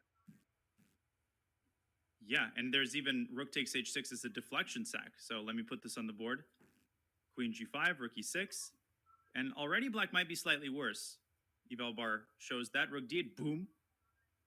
Double pin, and okay, maybe still a draw. But now the torture session commences for the millionth time. King G8, White blocks with the Rook D6 with an extra pawn and a queen endgame. Not what you want. And Ding pauses at the right moment. I've been really impressed with how the players, knowing when to pause, when the critical moment arrives, it's just the sixth sense. And the players seem to possess it to the extreme, even after so many hours, to tell yourself, wait, I'm confident that I can hold this, but this could be a moment where I need to avoid stepping on a landmine. Yes, and look at how Ding is looking at Gukesh, and he goes for C3, a very professional way, fantastic move. Yeah, just forget about all kinds of initiative for White. Black is trying to force matters. He's inviting White to capture with the queen, to be pawn up in a rook endgame where he gets Rook C8, Rook C4, Rook A4, counterplay, and eliminates all the pawns on the queen side. And the calculation, pretty awesome here. After Queen C3 takes, I don't even think White can get a 3-on-2, which would still be a very holdable draw. But if you go Rook E6, I actually think maybe A5 wins back the pawn, and white cannot even eliminate both of these pawns because rook takes a3 will protect a5. And if rook e3, I'll just show rook c4, rook a4. Phenomenal, consummate professionalism by Ding. And this will wrap things up as quickly as one can. Well, yes, if we go for the endgame, but knowing Gukesh, actually, he will definitely probably capture with the pawn on c3. Can he do that? Is that an option? And then go rook e6, but there's a check. Yes, there is a check. Now I understand everything. Yeah, that was the reason why Ding actually looked at Gukesh like, you really want to play for a win. Okay, I'm going to play c4, c3, and think again, please. Yeah, isn't it enough? Yeah, one last chance to emerge with half a point before the dogfight commences again. And rook e6, very important detail. This is a fork. It forces the rook back, and obviously, with an outside passer, black will definitely have something to play for here. Yeah, very classy decision by Ding. But also look at the mindset of Ding. Yeah, he managed to eliminate that monster knight. Yeah, how relieved he should be. And then also he knew that all his problem was based that this knight on c3 and this pawn structure was kind of blocked. Yeah, he never had any counterplay. So the last couple of moves, it was queen c1 check, then trading that bishop for the monster knight, and finally breaking white's grip on the queen side with a beautiful c4, c3 pawn sacrifice.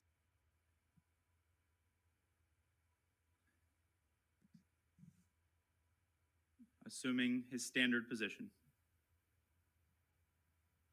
And indeed, pawn takes pawn. Yes, no surprise there. Not at all. Not anymore.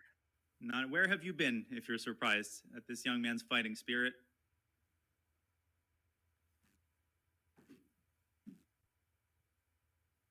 Yeah, now black will pick up the pawn on a3. Reminds me of the memoir in Russian language by Alexander Belyavsky, Legend of Soviet Chess. It was called Uncompromising Chess. Just constantly fighting, even when it seems like there's nothing to fight for. Just total determination, but at some point, you need to know when to veer off the track. Do you think we might be in for a longer game than one might suspect? I don't know, because the big question is that Gukesh is really believing that he can do something, or he is still influenced by the earlier happenings. Yeah, and he goes king g3, so obviously now he's setting up the rook e6 idea.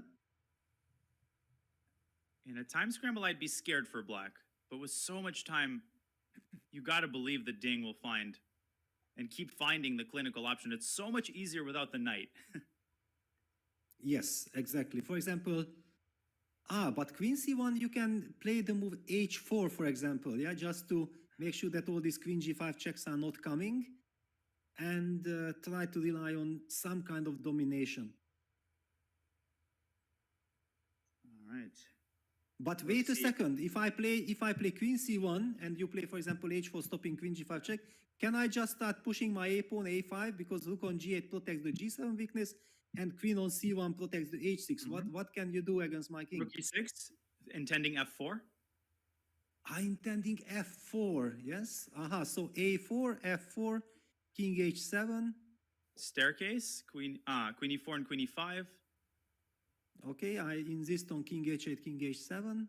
And I just keep climbing up and down the staircase and, exercising my calves on and drawing the game. Yes, but you are not really settling anything. No, and I'll show this on the board. Queen c1, rook h4, because you need to cover g5, and now you start pushing. f4 threatens checkmate in one move. And now the king, with its own bare hands, guarding its kingdom. I've done too many Troitsky studies where this actually means something, but not here. You can staircase to absolutely nowhere. It's not a stairway to heaven. Yeah, not at all. It's a Because stairway the to C3, repetition. yeah, C3 pawn is also vulnerable, yeah? So you have to stay active with queen on E5. Indeed. And this would be a draw. What other moves could black be contemplating here? I think that it's very natural to bring the queen back, yeah? Let's just highlight also that rook c8, which targets the pawn on c3, I think it's very risky because then after rook e6, you are not able to capture on c3 because of rook e8 check. And this will end in checkmating ideas. And rook h6 is less convincing to my eyes. Maybe it results in mate. Actually, maybe it does. Okay, even this, yeah. Because of queen f5, actually. But clearly not the way to go. Rook c8, black is worse immediately after rook e6. That's how easy it is to squander, 4 hours of defensive effort. He's played queen b3. Yeah, stopping rook e6, also very Prophylaxis. professional, yeah. This is the Dvoretsky move.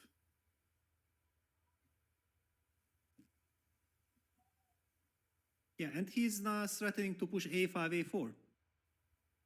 Yeah. Gukesh should also watch out, not that his emotions are taking over, and just because he kind of feels that, yeah, I have missed the win earlier on, he burns all the bridges. Be careful. This is how it happens. You think you have always the out, the eject button. Suddenly, at some point, the eject button doesn't work, and sometimes it's your opponent who suddenly turns down the draw, and that could have a very powerful psychological effect. Maybe it's time for c4. I don't know, Peter, if you remember any games, any experiences like that where one side is pushing for forever, and then suddenly the fortunes change, and you realize that you're on the defending side, but psychologically you just don't have anything left in the tank.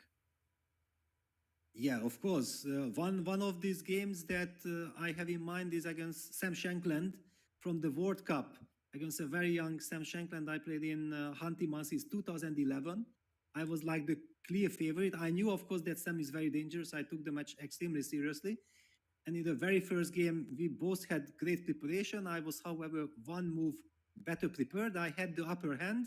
I was putting him on the ropes. He was defending. And then after the time control, I felt like, okay, I have all the rights to win the game.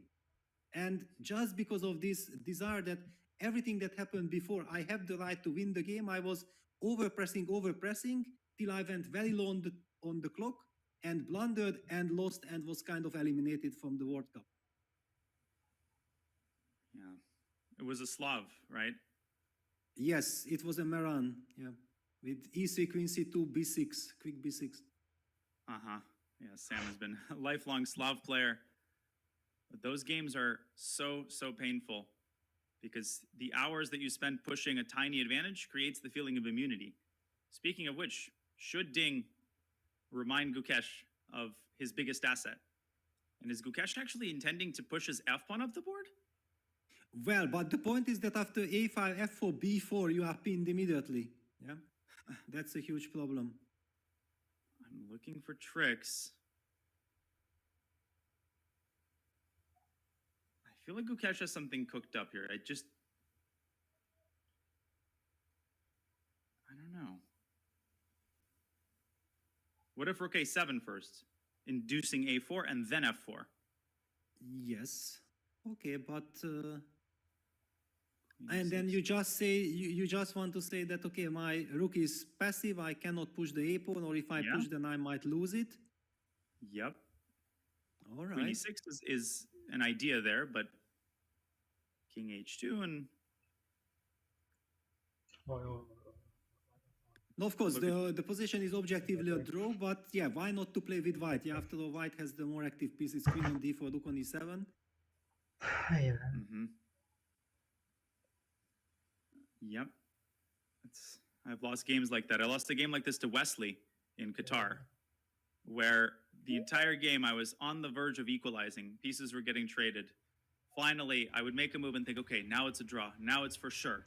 And again, he would find some little spark, keep the game going and keep the game going. And finally, I blundered a pawn. And even though the position was still drawn, the psychological effect was so extreme that I collapsed immediately.